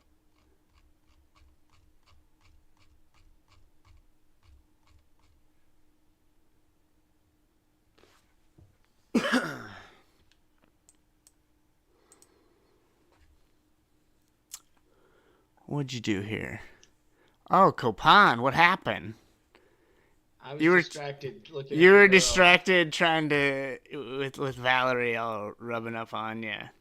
But Elisanda gave a great rage shout, as did Bjorn, as the two drunkards sitting at the table. Maybe Bjorn and Elisanda should hook up. Is that weird? Not that anyone needs to know about. Is that weird? Do you guys want to RP that? So I don't know if we need to RP it. It can happen in the background. It could just happen. The elf and the gnome. Like 4 months later, we're gonna be like, "Hey guys, we have something to tell you." We're kind of a thing. We know it's an odd couple, but all right. Gurglebird gives a pretty good Murloc scream. Enough for some. I'll mark half a 0. Okay.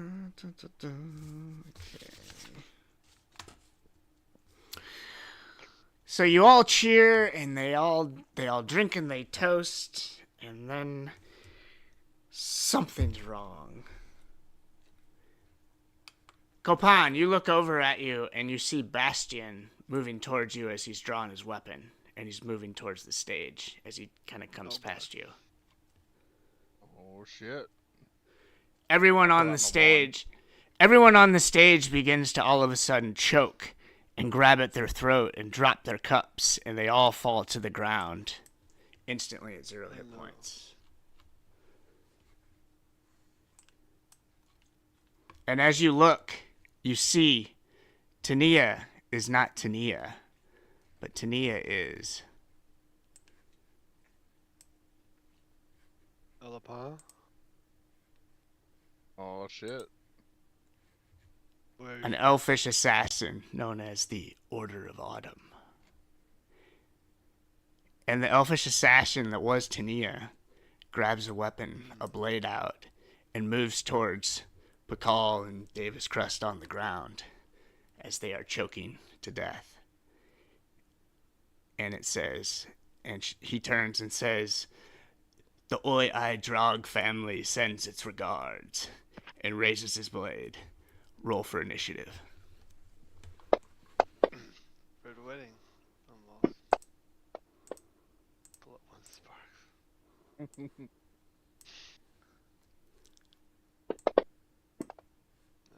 let's roll this shit.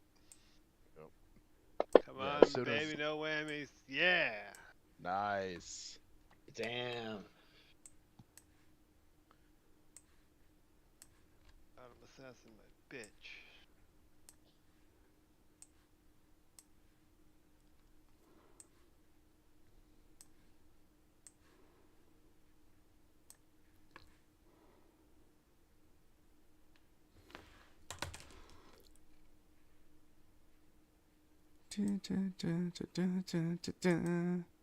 I'm gonna murder your fucking lord and all your leaders. What do you think of that?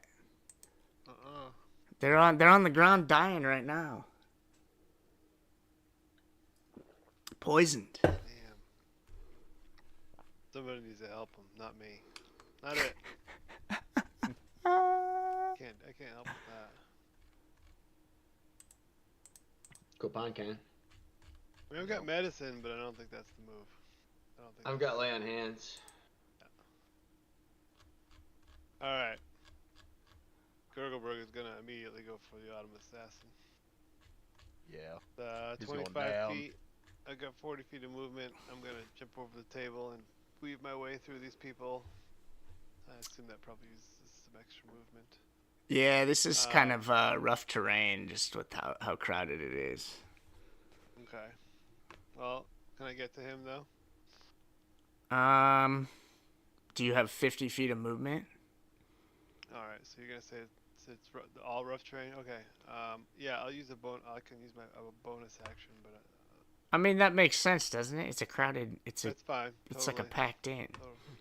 Yep. I mean, I got tons of NPCs out there too. Yeah. I don't want. I could put more out. That's what these giant like villagers, farmers, and locals are supposed to represent. Got it. Nope, that's perfect. I'll use up my bonus action to get it. Yeah. I'm gonna make two attacks on the Autumn Assassin and one. Hold on. Hold on. Uh-oh.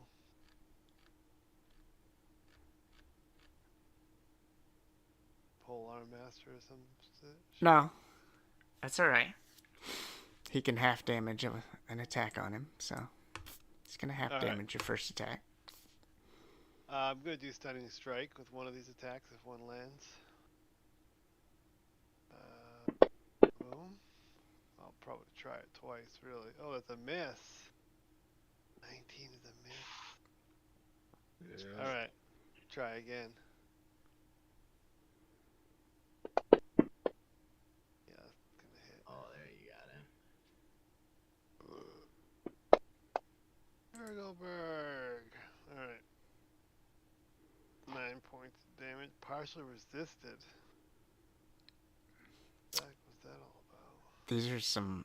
I guess we'll find out. These are some fuck around and find out, boys. If we live to tell about it. These are an ancient order known as the Order of Autumn that live deep within the woods.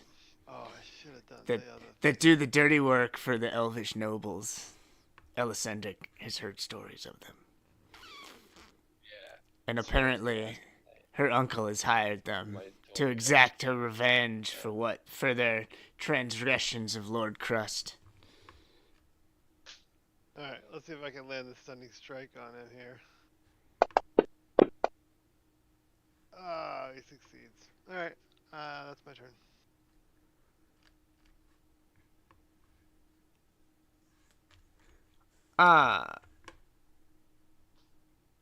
Mama Headchopper's gonna run up, and she's gonna take a fucking swing at him.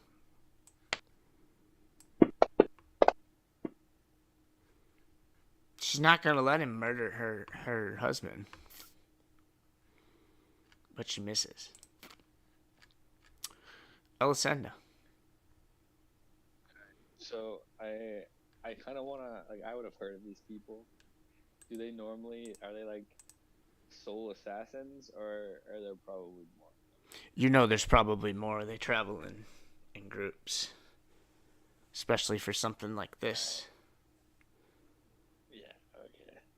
I figured. So I'm going to enter into rage. That sounds like what I do.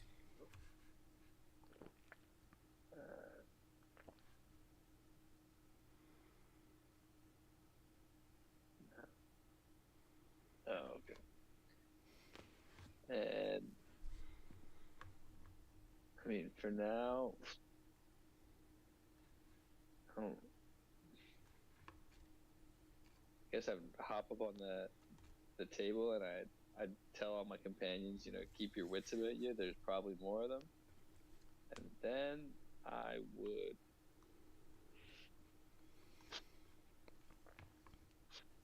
Do I fire my longbow into a crowd? Seems like a bad idea.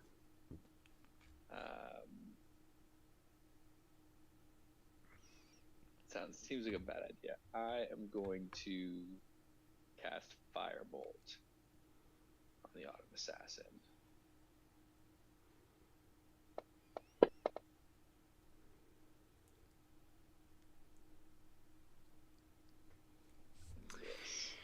Bummer.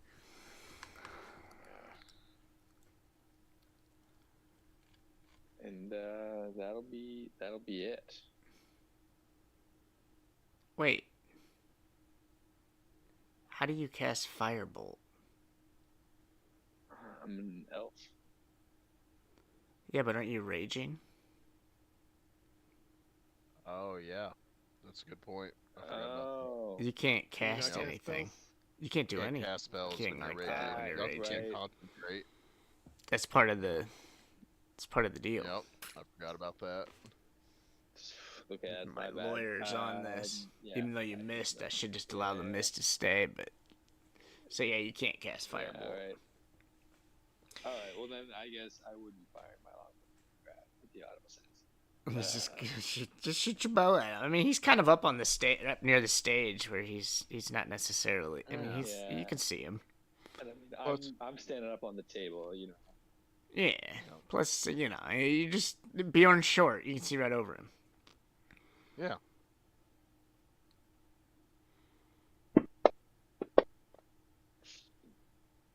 Oof.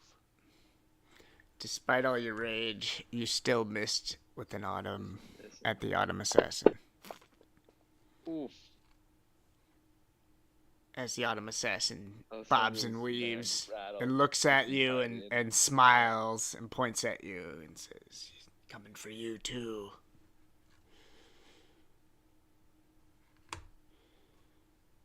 All right. You got anything else? And no, but she's gonna look around the room, you know, get ready for shit to go down.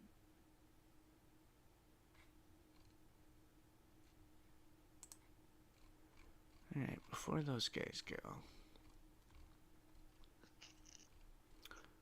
let's give you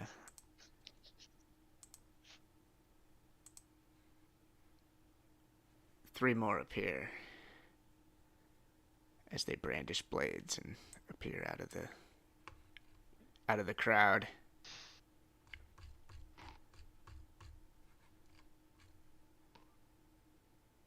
And the Swamp Boys turn on one. As the brave Swamp Boys doing what they can. Just the good old boys. Oh, getting a hit.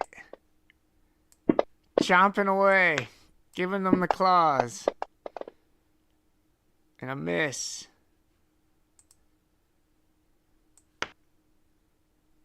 Just the good old boys. Missing with the claws. Damn it. Oh, look at that! A crit! You're gonna need that. You're gonna need all you can out of them. Bastion continues towards the stage and bobs and weaves through the crowd and gets up near this Autumn Assassin 1. And he gives him the Lapon Blade. That's a hit. 13 damage. And then he turns as he's now in rabbit form and he kicks out with the Lapon rabbit kick. Oh, but he misses as the assassin dodges.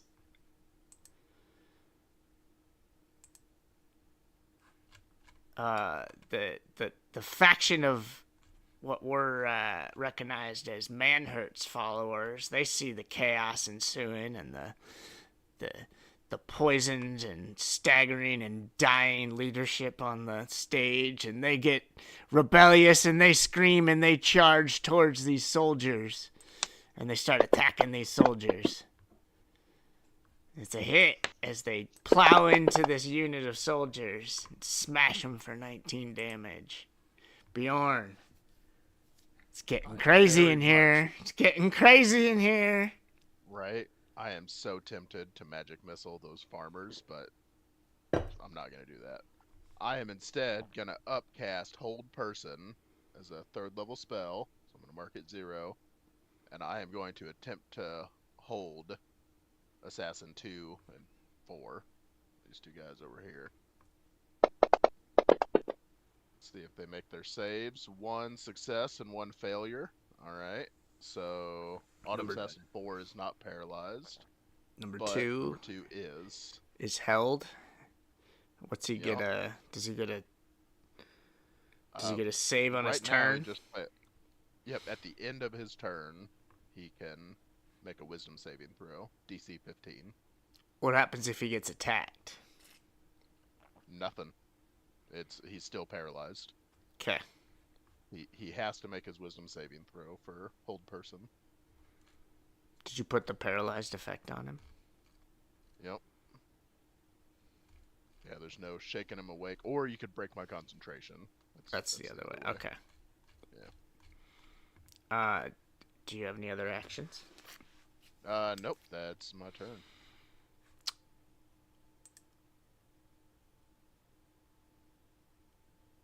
She's dying.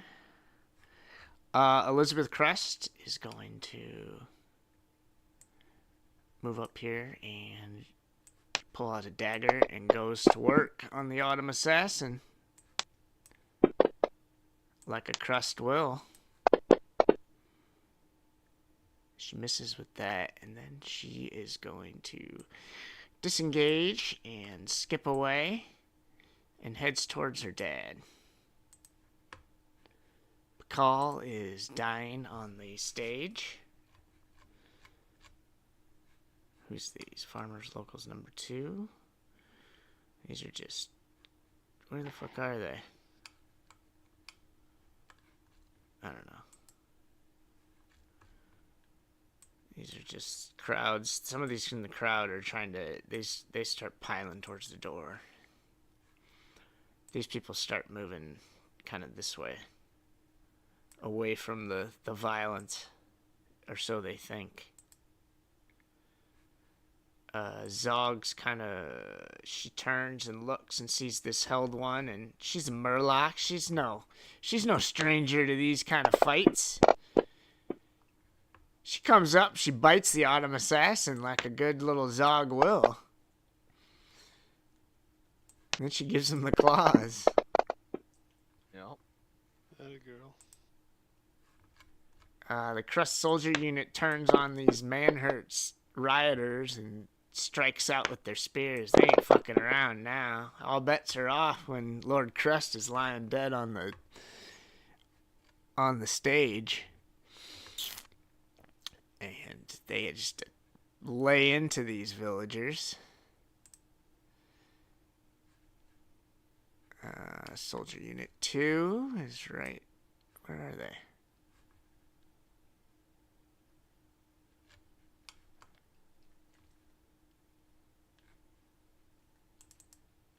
Alright, that's them. They're gonna move up here towards actually, they're gonna move right up towards this assassin over here. And attack him. Oof. Not a good performance. Copan! The time for seduction is over. The time for fighting has arrived. Yeah. He would look over to Valerie and say, "Take cover, babe," and then he'd wink and he'd say, "Save me the last dance," and he'd run off this direction and draw his sword. And as he's drawing his sword, he's gonna cast a 2nd level bless as he yells, "Defend the inn!" And he's gonna get Elisenda, Gurglerbird. He's gonna get himself. And he sees this as an opportunity to befriend Bastion, so he's going to put a bless on Bastion. Sorry, Bjorn, but Nope, go for it. He gets more mileage on the melee. Yep. Absolutely. All right. And that's all I can do this round.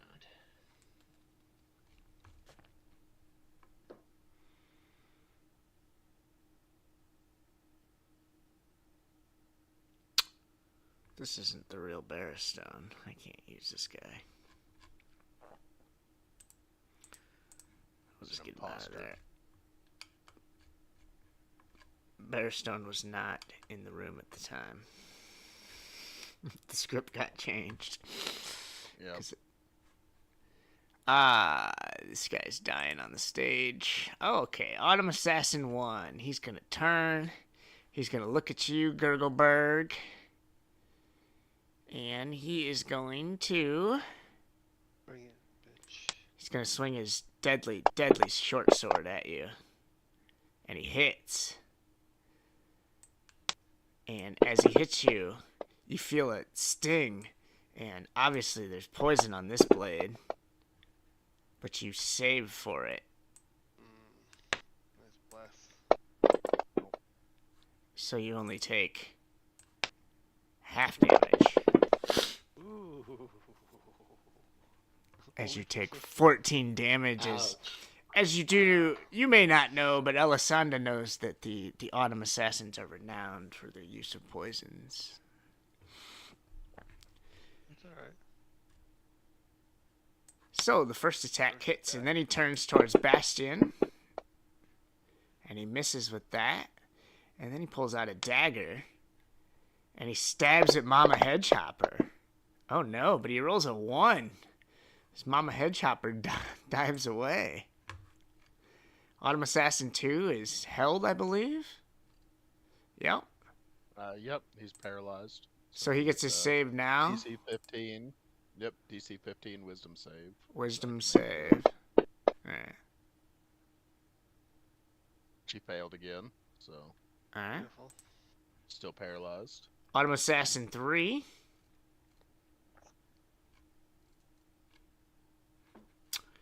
Is going to cast darkness on this entire area around him.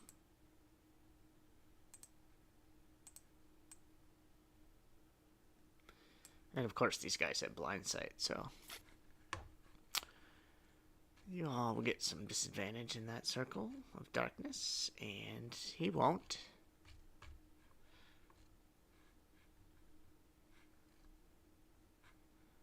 Huh, I should put what blinded on all these guys, right?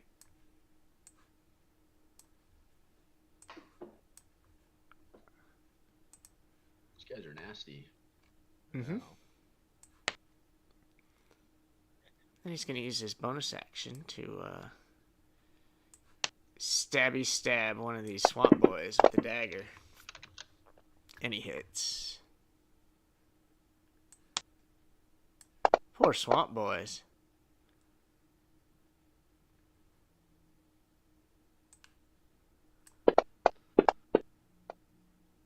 Oh no. Oh no.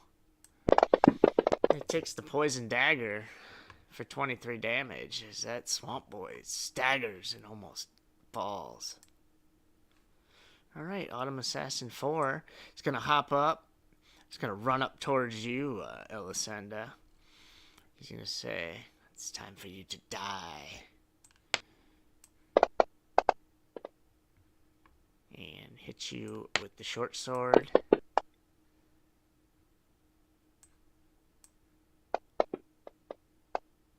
You save for half damage on that. Only 9 damage. And then you get the dagger. That's a hit.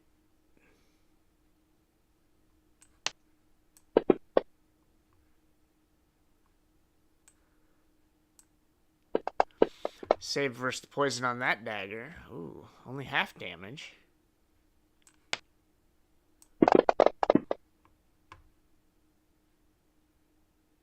Wait, why didn't it halve? That should have halved. Yep. What?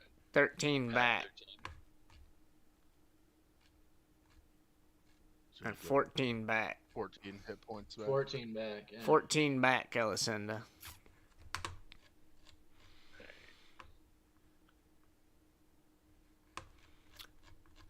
And, that's what that one does. Off in the corner, what do you see? An Oidrag knight throws off his robes and draws his sword as he joins the fray with the Autumn Assassins.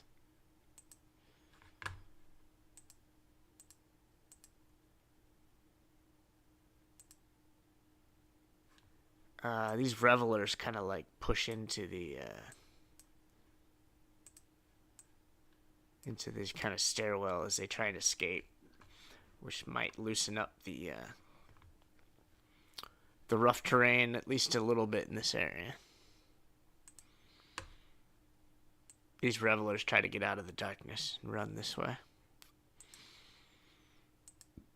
Davis Crust lies choking and dying on the stage. Crust Soldier Unit. Blinded is gonna try and attack this assassin. If I can get the fucking roll to hit. At disadvantage. Oh no, would have been a 20. Alright, top of the order, Gurgleberg. Gurgleberg. Alright, we'll do this. We'll do that stunning strike again, and we'll probably also use a key point to make a extra attack. So let's get that going. Sword attack. Hit. Autumn Assassin 1. Let's see if we can. I wanted to do something. Whatever, I'll do it next time. Alright. Stunning strike. Oh, I put the effect on him. Oops.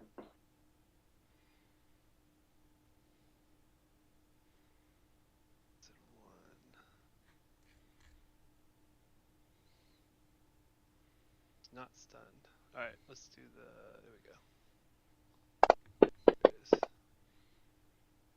He succeeded again. So I'll make a second attack.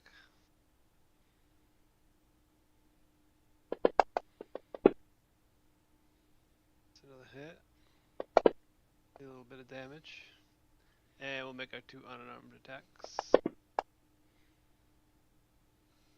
Hit. And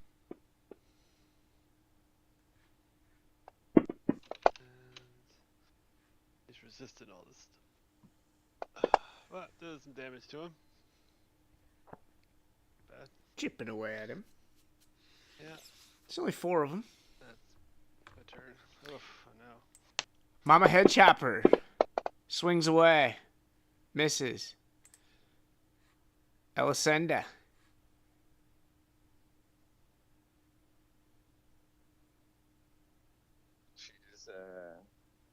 She's happy to have some of these guys closer to her. Wait, you should be at 28 wounded. You were at 42 and we gave you 14 back. I know my rights. Oh shit. That's just stone math, man. I got it.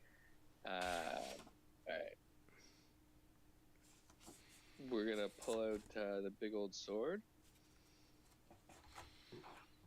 And we're gonna get right in between these guys so that all other melee attacks against both of them have advantage. And we're gonna start hacking away at this guy that's paralyzed, because that's the sporting thing to do.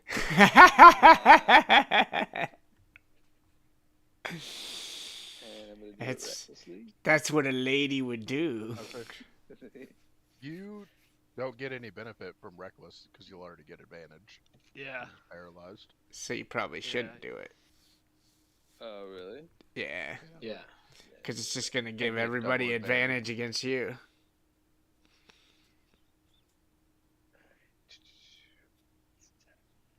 rid of that shit. Alright.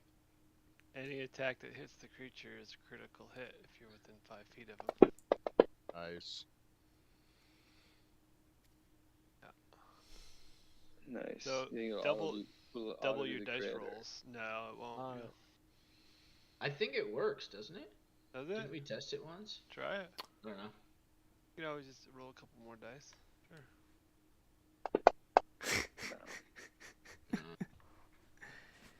Alright. 8 damage on him. He gonna swing away again at the held I get to do Autumn Assassin. 8 plus 5. 3 more. Wait, what's this? That's he. He, It should have because been a he's critical. We were paralyzed. checking if it worked. Oh, it didn't. Okay. Just wondering if it was gonna work or not. Don't they have to be prone? Not if they're paralyzed. All right. Sounds made up. Yeah. Yeah, So what's going on here? But he wrote it down. Kind of makes Oh, sense. it worked. It hit him. This is You the make your second attack, attack. just right click twice and you'll add 2 more dice to it. Now you're just confusing everybody. Yeah.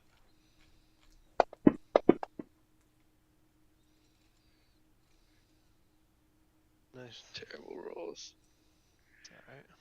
Alright. I guess. All right, that's it for me.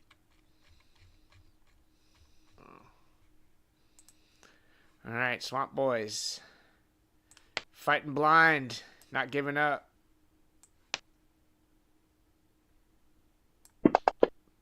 Never surrender, say the Swamp Boys.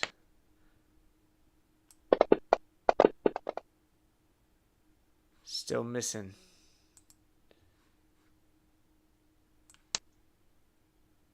Never surrender, say the Swamp Boys. Would have been a 20, except he's blinded. Blinded by the darkness. As they miss and miss. Bastion. Darkness.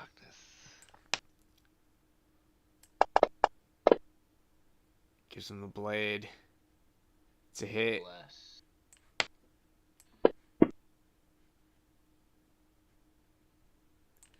Now he's going to give him 2 rabbit kicks. As he smashes him. And the second rabbit kick. Oh, he dives away though. And these guys are going to attack the soldiers. It's a hit. As they batter on the soldiers with beer mugs and various chairs and table legs. Bjorn. All right. Bjorn is already concentrating. I am gonna blind. I'm gonna use Pocket Sand on Autumn Assassin 4 right in front of me.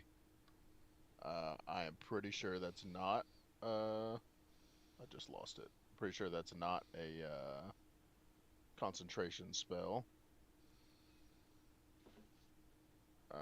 It is not. I just checked. All right. So DC 15 con save on Autumn Assassin 4, which he super failed, and I'm gonna remember to mark that 0. And he is now blind for I think 1 minute, but he gets saves at the end of his round. Another DC 15 con save. So I'll keep that Wait, in what did mind. you do? I cast blindness deafness on him, Okay. but I choose to make him blind. So I basically pocket sand. I just threw sand in his eyes, and he's blind for a minute. But he gets saves at the end of his turn. Okay. And you don't have to concentrate on that? Nope, concentration free. Alright. Because you're concentrating on that whole and person, aren't you?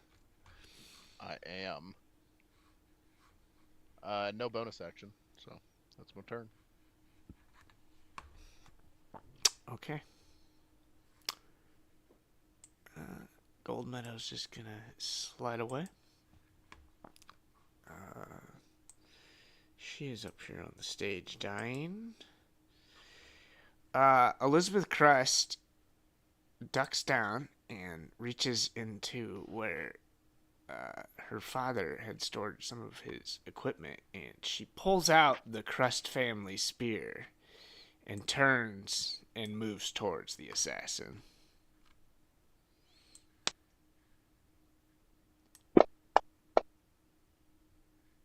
She misses with the first attack. She comes with the second attack. And then she gives him the butt. She misses with all 3. But she stands there with the family spear. Pakal lies choking and dying. Locals. Don't know where the locals are. These guys are running out the building. Let's just get them off the map. Locals 4. These guys kind of turn and they're stuck in the middle of this riot, and they decide that they've seen enough of the butchering of their leaders. They turn and they charge towards these man-hurts rioters, and they start fighting back. And they start battering them now.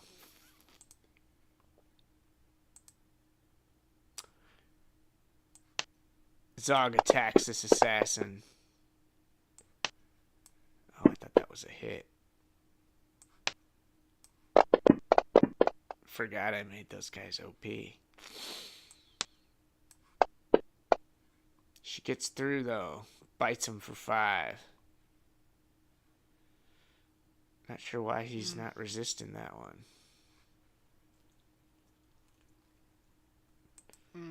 Guess she's got magical fucking Zog claws.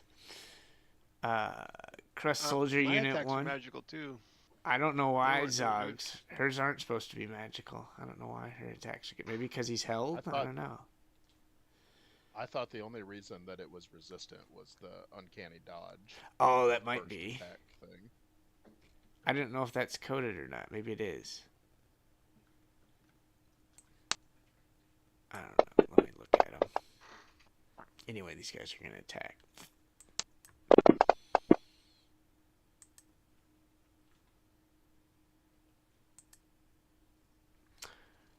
Copan. Alright, Copan's gonna charge his way the rest of the way to the stage. He's gonna go past that assassin. I don't know if he's gonna attack as he goes. Oh, yeah, he is. Which one is that? Number 1? I mean, yeah. You don't have to go right by him. You could go kind of around, like where that rabbit is, because that rabbit's just lying on the ground. Alright, You don't have to go within range yeah, I of mean, the I guess assassin. Okay. Well, if I can get around him, that's fine. And what I'm gonna do is I'm gonna use my lay on hands to cure Davis Crust, because I know Davis Crust is a paladin. He can cure the other people. So I'm going to use half of my lay on hands, which is the equivalent of 5 healing, to cure Davis Crust of the poison that's afflicting him. You cast that, and it seems to neutralize him so that he stops choking in that, but he still lies unconscious on the ground.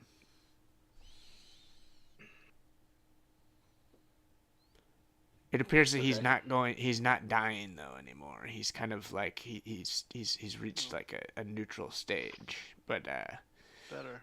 it doesn't appear that it's healed him to the point where he can assist at the moment, as the poison is very strong. Copan's gonna look at Gurglerberg and yell at him in Murloc and give him some inspiration. Alright. Remember, you guys have you're all holding on to inspiration, I think, too, from one of the performances here from previous nights. Yeah. Yep. It's a D10, I think. Yeah, just remember that. Remember, you also Can I use that for any roll? Yeah, Can I think I it's use any. it to subtract from an enemy roll? No. Alright. Alright, that's all I got then. Alright, that guy's dying. Autumn Assassin 1. Getting beat up. Still holding out, though. He's going to turn, and he's going to swing his short sword at Elizabeth Crust. Die, bitch. And he hits her. Uh-oh. She makes her save, though. For half. 13 poison damage as she screams in poison pain. And then he's going to turn his dagger on old Gurgle. Gurgle gets stabbed with the poison dagger.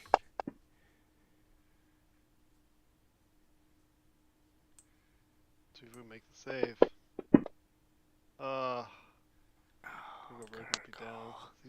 Gurgle. Gurgleberg. Gurgleberg goes down. Alright, Autumn Assassin 2 is frozen. Or held. You want to roll that save there, Bjorn? Yep. Looks like he failed. So he's still paralyzed. Autumn Assassin 3 is in the dark fighting the swamp boys and some soldiers. He's gonna attack the swamp boy. Ouch. Not gonna look good for the swamp boys.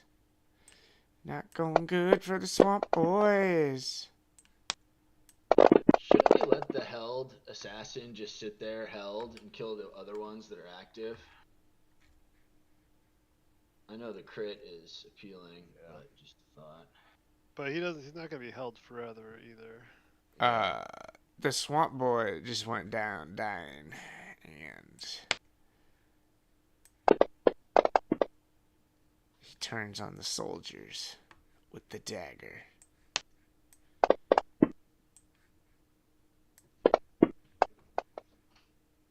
Oh no. As the soldiers are poisoned, as he's just going to work on them. Rough. Autumn Assassin 4. He's going to turn towards Zog and Elisanda. He's going to give one to Elisanda. Die! Die, elf bitch, die!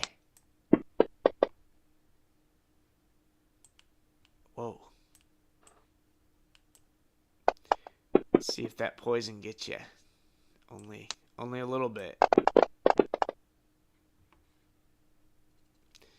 And then he's gonna take his dagger and stab at Gurgleberg's lady. Uh-oh, that's a hit.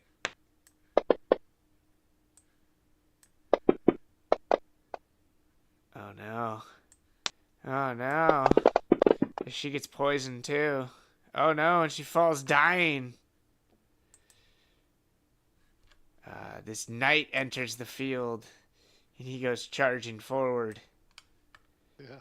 Heading for the stage. Goes right past you, Bjorn. You could probably take a hit at him if you want. It's like, I don't... Yeah. Sure. I'll stab at him. Wait, Okay. that guy? Yeah, he's just a oi Like drag the knight. extra badass knight. He's just a knight. Okay. He's just a I remember knight. now. He's the elite we gotta fight. The I just Autumn forgot about Assassins are just the little trash monsters. Oh yeah. No, he's not the elite. He's just like a normal oi drag knight that you fought before. He's appeared with the assassins. It's part of the ambush, man. It's part of this red festival. Yeah, you stab him as he runs by, and he turns and looks, and he's like, "You just stabbed me!" Yeah. And that's his turn. I'll shove my wand somewhere you don't want it to go. So he gets Keep to about acting up. right there.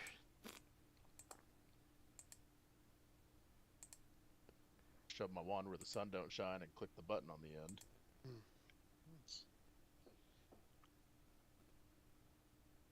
Davis Crust is not choking and dying anymore. He's just kind of rolling, or he's rolling a little bit unconscious, and he seems like he's starting to gather himself. Perhaps another heal might get him into it. Who knows? It's tough to tell with poisons of this power. This soldier unit's gonna battle away in the darkness and miss. Gurgleberg. Critical failure. Is that dead? He's dead. Does that mean Yeah, you're he's dead? Dead? No. Dead as fuck, man. I Wait, think that did means I Gurgle lose just two. die? No, you I gotta. think that means I lose two. I was two Yeah. failures, I think. Did Gurgle just die on a critical failure? Failure. Oh no! I mean, we can He's still PK him. unconscious and prone. Yeah. He's got Well, that's one what it fail. says, but I thought it won. It's his death save. No, I don't- Yeah. yeah.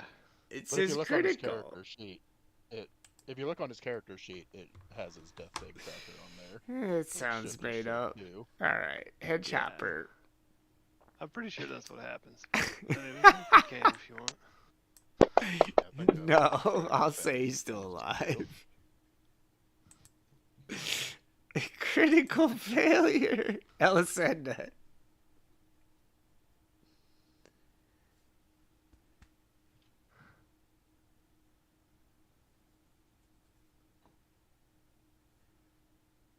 I'd say if you got any kind of magical items or We're anything level you've been 5. We're holding level back. 6. We ain't got shit. Yeah, We're level you got 6. stuff. We're You guys got food buffs you didn't eat that you should have eaten beforehand. I'm sure that would have made all the difference. That would have helped. You're not out of this fight. There's a way to turn the tide pretty easy. I think Krusty knows what needs to be done. I think he knows what I'll let him do if he gets him up.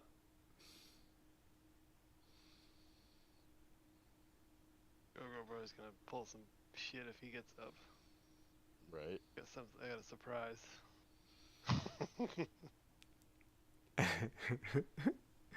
Elisenda. We'll see if he gets back up, however.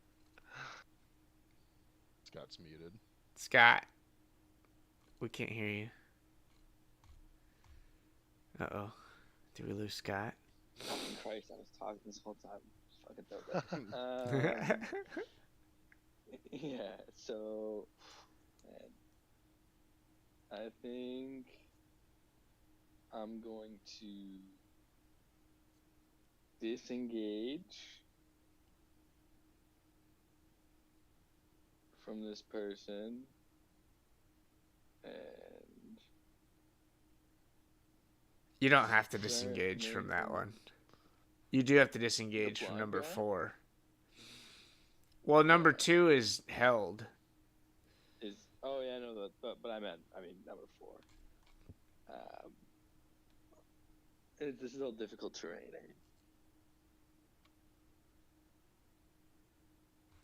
I mean, has it cleared out now at this point? Yeah, that's a good question. Is the whole bar still difficult terrain? No, it's pretty much cleared out in this area between kind of like the bar and the stage. It's not difficult terrain anymore as the crowd's kind of meandered away and they're fighting on the edges over here where the groups are. The gangs of New York have come together to fight. Yeah. All right, then I'm gonna make it. I should be able to make it. Yeah, it's not difficult terrain anymore. I'm gonna make it over to this guy and use my bonus action to keep my rage going, so that all the hits on this guy have advantage. And I'm gonna kind of do a rallying cry, and I'm gonna say, for Gurglerberg, and get back into this fight over on the other side of the bar. And that'll be it.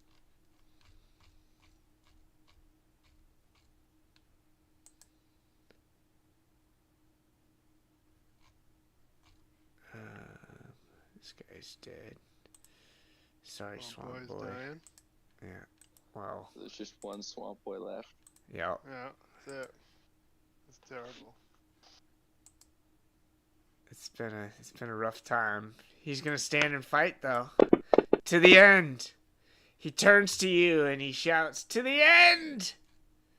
In the darkness. Falls on deaf ears. He gets a hit though. He's going down like a true Swamp Boy, like a true Murloc. They'll write legends of the Swamp Boys. Yep.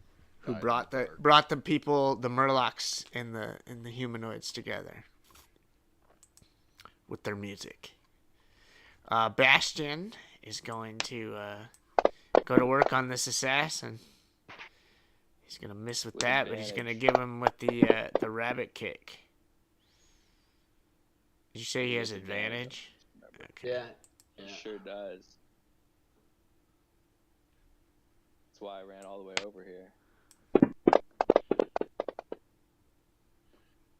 Smashes into him. Stabs at him with the blade. And then he gives him the second kick. As the rabbit kick seems to be devastating. At least it's connecting. These guys are going to be attacking the soldiers. Bjorn. All right. I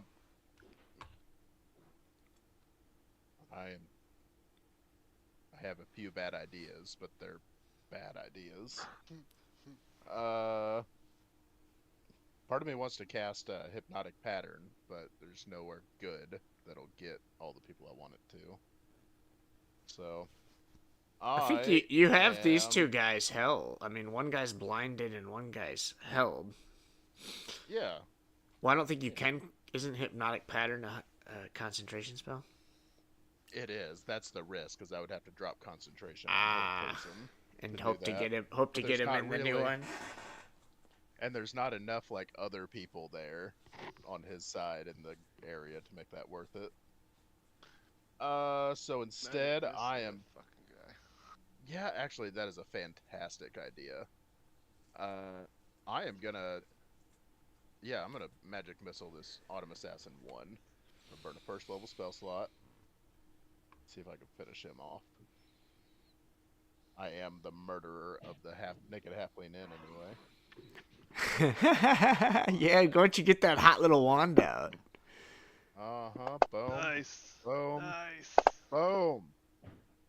That's Hot. enough. Perfect. As Perfect. out of Maxed nowhere, out all three. fucking Doc Bjorn Holidays just starts blasting and just finishes off the Autumn Assassin who had appeared as Tania, and who knows for how long he'd been disguised as Tania. And where's Tania? Who knows?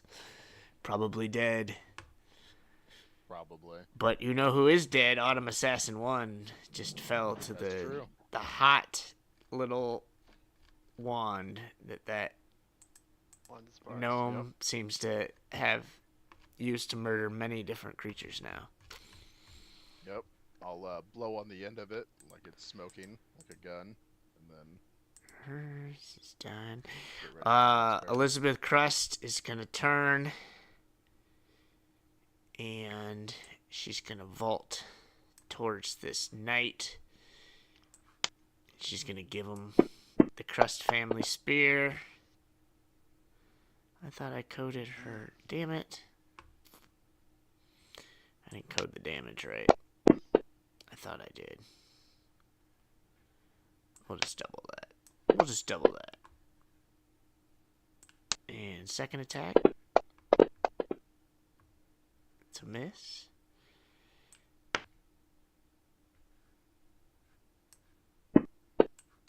And then the butt attack. Krusty knows what I'm talking about. Butt action. A little butt action with the spear. Bet you miss it, don't you? The peg. Does it make you sad watching Elizabeth out there using your spear? It's a badass build, man. Call lies dying. What are these guys? I don't know where these guys are. Thinking about the fucking fool. These guys are fighting the Man Hurts crowd. Oh. Swinging away as the gangs are battling it out. Zog is, I believe, unconscious and prone. Dying. Poor Zog. Let's make a roll for her. You make a save for her? Oh, she's not doing so hot, Gurgleberg, just like you. These soldiers are going to be fighting the Man Hurts crowd. Stabbing them. Charge!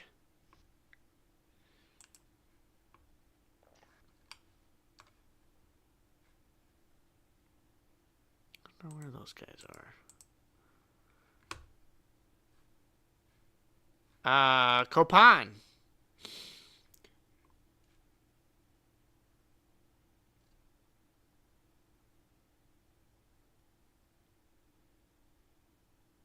Krusty. Maybe he's muted. Oh, sorry, I was muted. I said Copan noticed that Gurgler fell again, Yep. and he mutters a healing word in Murloc, and gets Gurgler up, and I'll mark that 0. Nice. And he looks over, and he knows the only way to save all of the leaders that have been poisoned is if Davis Crust wakes up. So he asks Lady Sybil for help, and he leans down and he spends his other 5 points of lay on hands on Davis Crust. And he says, "Wake up, Lord Crust, we need you." All right. Let's get him out.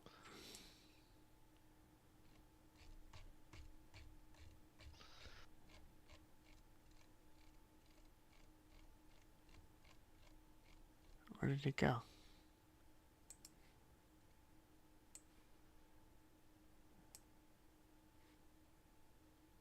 Let's get rid of the fake one.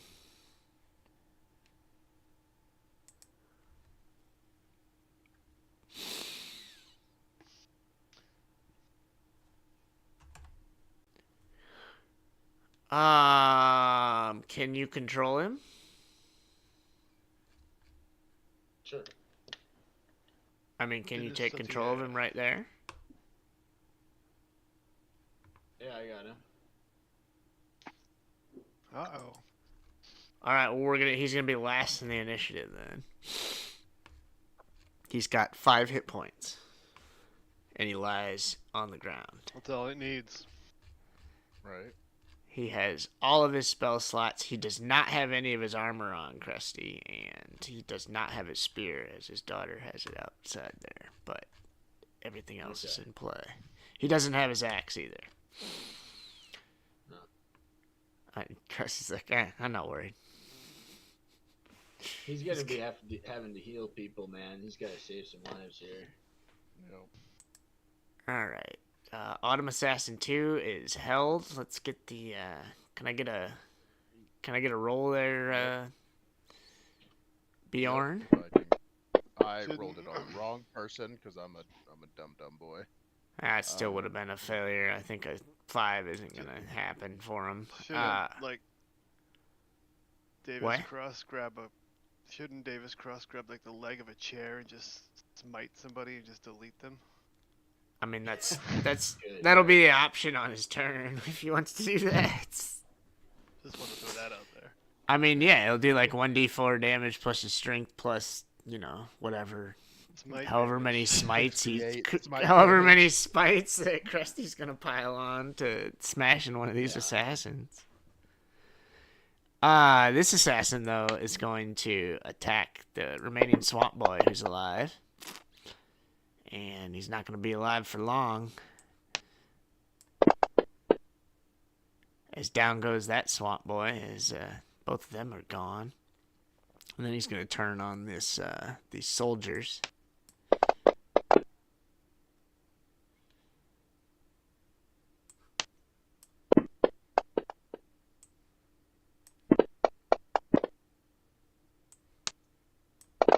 Poisons the whole tribe and just slices his way through and just deletes the soldier unit.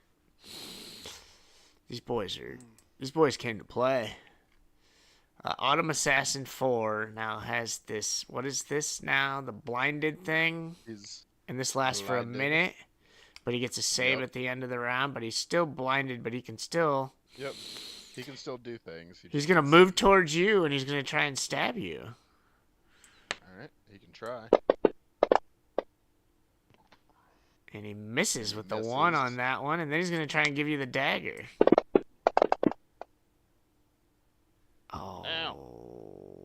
Oh. Plus 10. God damn.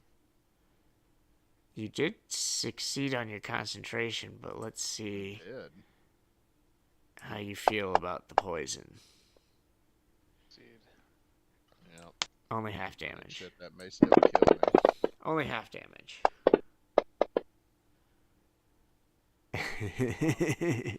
Yeah. As the blinded assassin attacks you, this Oidrog knight is gonna swing his great sword at Elizabeth Crust as the chaos ensues. Oh no! As he's whoa, smashes into the daughter, and as he hits her, you see Davis Crest look from across the room and glares, and you see the vengeance grow in his eyes.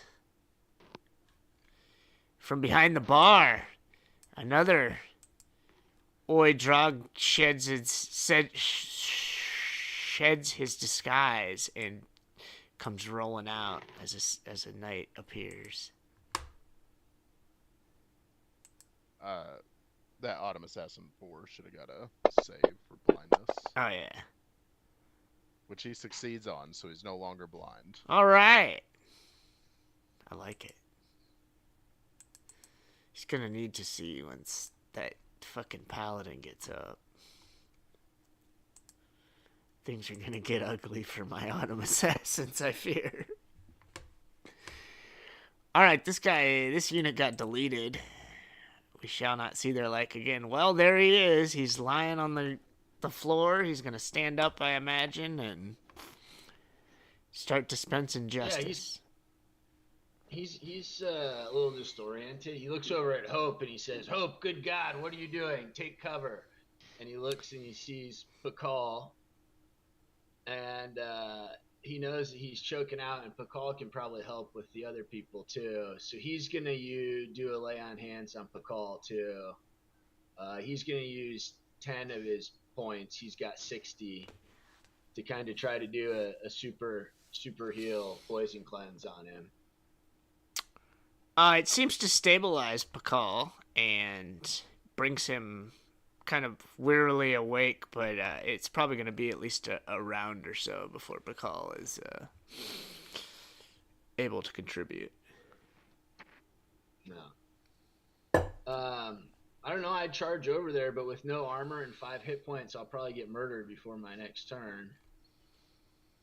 So I think Lord Crust is still a little groggy and is seeing what's going on. And that'll be it. Gurgleberg. You're prone. Gurgleberg's gonna stand up, move over here, and he's gonna do everything he can. Multiple attempts to try and stunning strike this guy and make an extra attack. So it'll be all the key points. Alright, let's see. First attack. That's a hit. See if he gets a stunning strike or not. He fails. He is stunned until the end of my next turn. A stunning strike out of Gurgleberg. Hell. Let's go do it to this guy too. Try it, why not? Is that legal? I don't know. Wait. I don't know. You can't do 2 stunning what? strikes in a turn, can you? This Why sounds not? made up. You can interfere the flow. When you hit another creature, you can spend 1 key point. Doesn't say you can't. You can't just keep making endless attacks. No, that's fine. No, Well, I it mean, still takes up action economy. I get 2 It's- attacks. It's not free. Yeah. Right, I don't get an extra attack. I don't get a free attack. But I mean, we can limit to 1 around. I mean, that's I'm fair fine with that. Whatever. Oh no, I guess if it's allowed, that's fine. You can do it. I just saw mean, like that's there's a like good 8 thing, yeah. rolls on here since your turn, and I was like, how can you just? He's the monk. I've only made one of my 2 attacks so far, and I Alright. used a key point to do Alright, that, no, you so can do go it. here I'll for the allow same it. thing. So did I make my attack? I didn't even see. Did I make my second attack yet? I don't think so. We'll do it now. Here we go. That's a hit. So we'll do the key point for the stunning strike. And let's see if he fails it. Oh, he succeeds big time. That's alright. Alright, start with the bonus action attack. That's a pretty bad fail. Oh. He's done a key point for second. Another miss. You can use your bardic inspiration. Yeah, I don't know if it's enough. Oh yeah, I might use that for a save and throw. Now that I think about it. That's his turn.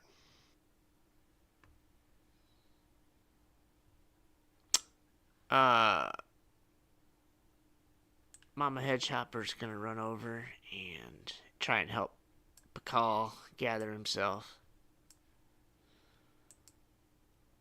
Elisenda.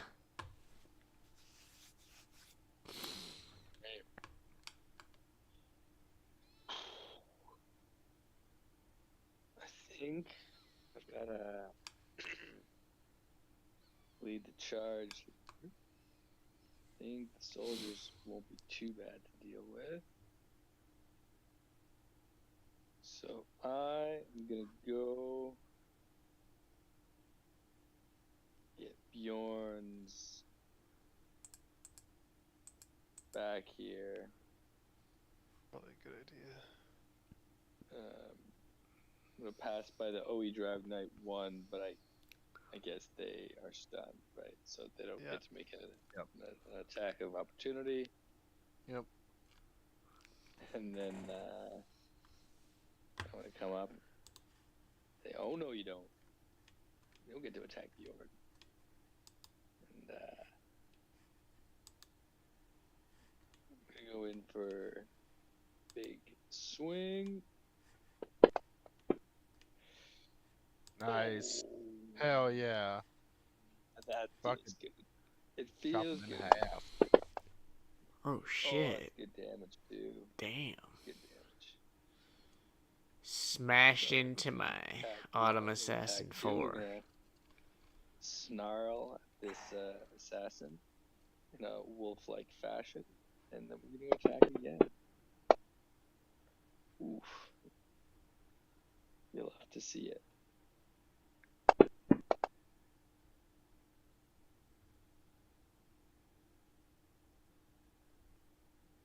Alright.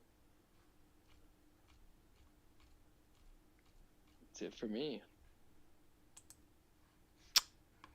Bastion moves up next to you, Gurgleberg, and he smiles as he hops past, and then he just goes to work on the knight. That's a 1, though. But the rabbit kick comes in. And he kicks him pretty good. Another 1. Jesus. Nice rolls, Bastion. Chump.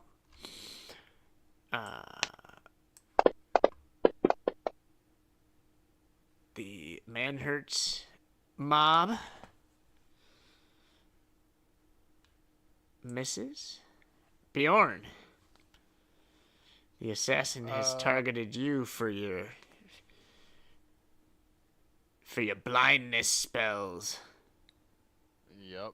Well, since he can see me now, I'm going to wave my wand around and pull a full mug of beer from behind him and launch it at the back of his head using catapult. Which he fails to save, so he gets knocked in the back of the head. Ouch. And I marked it 0, and that's my turn. Elizabeth Crush is going to use her bonus action to disengage. She's going to back up, and she's going to throw her family spear to her father. And then she's going to pull out her dagger, come back at this guy.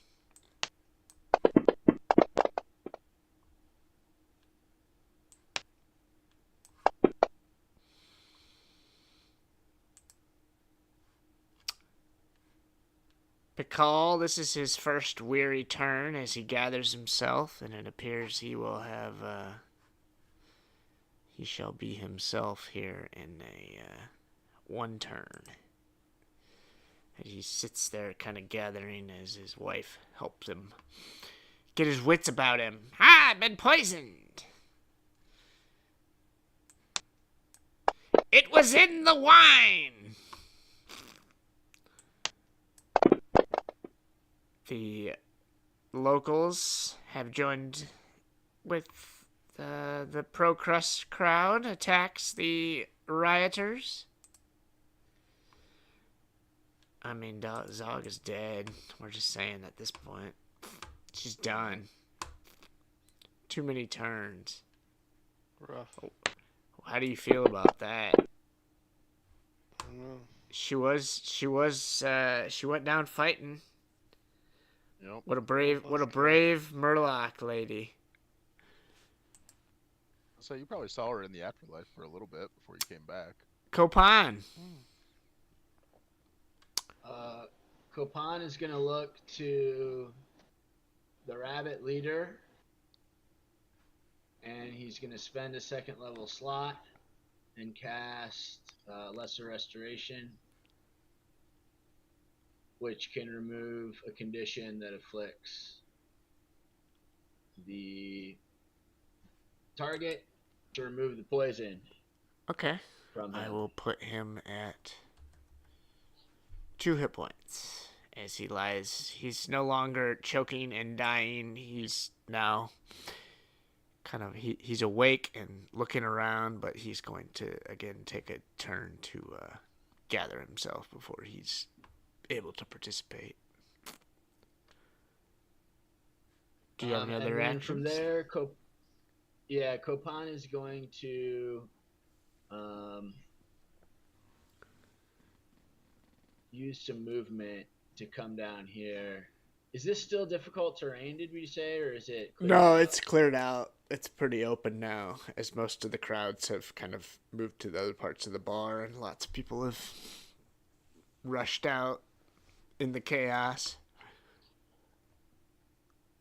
So this area is pretty clear. It's just there's lots of blood on the ground from all the assassins that have died.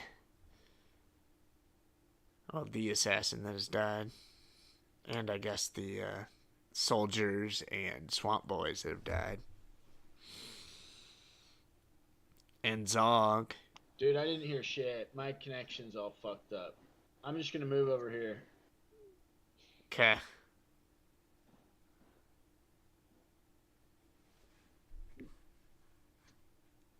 This guy's just coming to. Autumn Assassin 2 is still held, I believe. Are you still holding your con there? Yeah, I guess. I am. That's right, you did make your saves. So he's got one more save now. Yep. That ain't gonna cut it. Critical failures. Autumn Assassin 3 in the dark. He's gonna start moving up. He's gonna stay hidden in the dark. And he's gonna attack Elizabeth Crust. The sword from the darkness. Oh no. Oh no. That's not good. He stabs Elizabeth Crust and she falls to the ground bleeding out. No. Not the air. Not the air. Autumn Assassin 4. He's gonna give, he's gonna give the short sword to Elisenda. Oh. I got a hot little dice all of a sudden, don't I? Let's see how that poison's doing for you. Oh, it's a save. Still gonna take half that. And then the dagger reaches out and heads for this little gnome.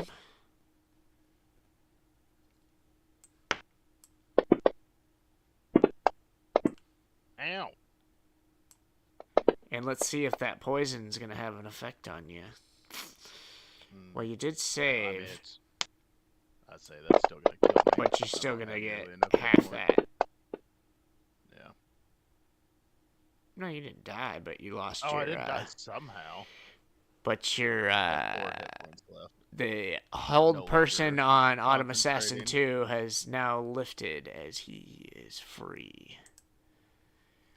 This knight is gonna move up towards Copan. He's gonna laugh and he says, "You're next, halfling freak."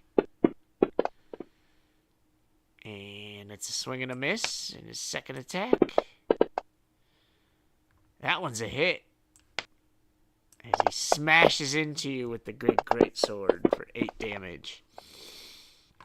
Copan barely keeps his concentration.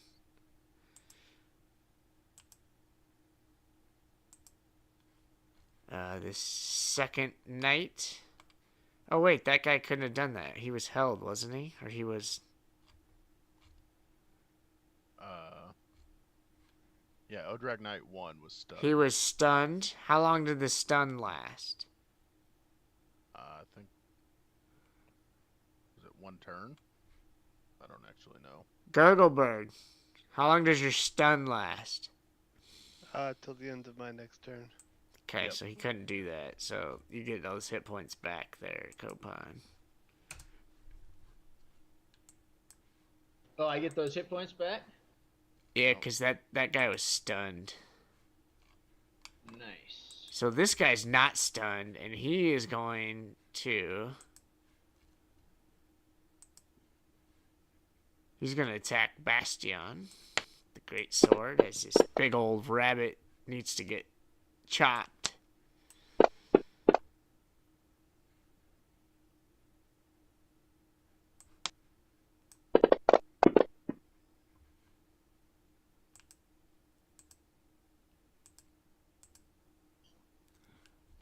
What Davis about- Crust.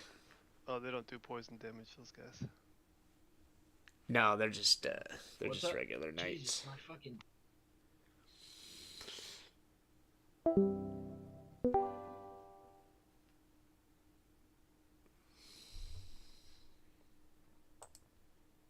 Hello? Rusty, can you hear us?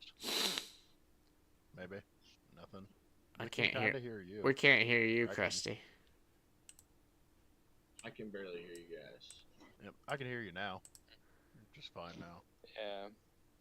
What if your headphones are low on battery? Mine starts acting up real fucking strange. It gets low.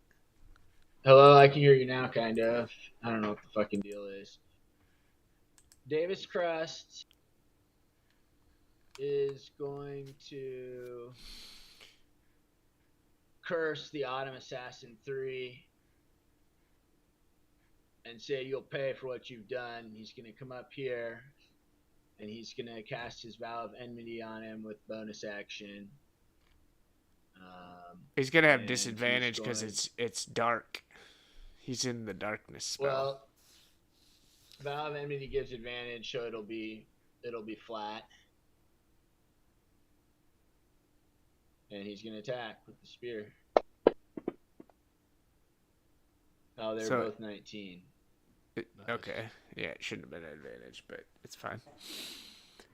All right, He's how gonna many use a smites are third you? level Smite, How many smites are you stacking on this thing? 3rd level. That's the best he's got. Nice. Jesus. 23. It's not that huge. No, And I then guess he's it's gonna attack yeah. again. Yeah, but he just starts smashing them.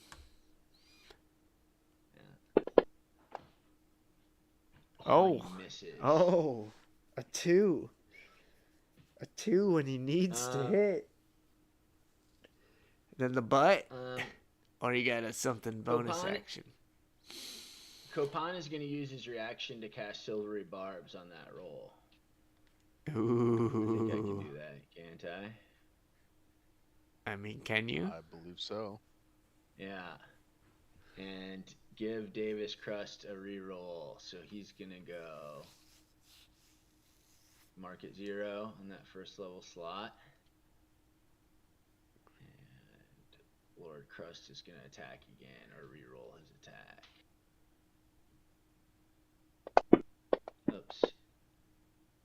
Should not have been advantage. Sorry. What do you want me to do? Reroll? Fix it? Well, no, it's a 9. Okay. Or, I mean, a 9 would probably hit, right? A 9 plus That'd be, 11. 20. Yeah, that's probably 20. going to hit. Okay. Cool. So I'm doing another 3rd level smite on that.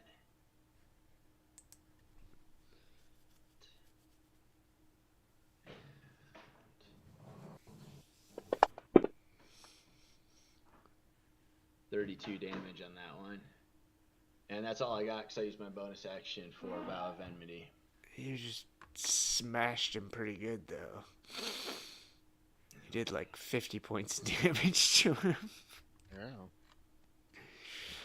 Yeah. Is that it for the old Lord? Well, we're top of the order, and I think it being 11:15, I think we will we'll call it for this week right here. As the attempted assassination of Lord Crust and all of the leadership will continue. It looks like the tide might be turning, but I don't know. These assassins are pretty nasty. Oh, yeah. Alright, well, fellas, it's past my bedtime. I gotta Yeah, work me tomorrow. too. I'm falling asleep. Good night, guys. Yeah. Oh. I gotta, Thanks, everybody. Yep. See you guys. Fun. thanks a lot. Yeah. Take care.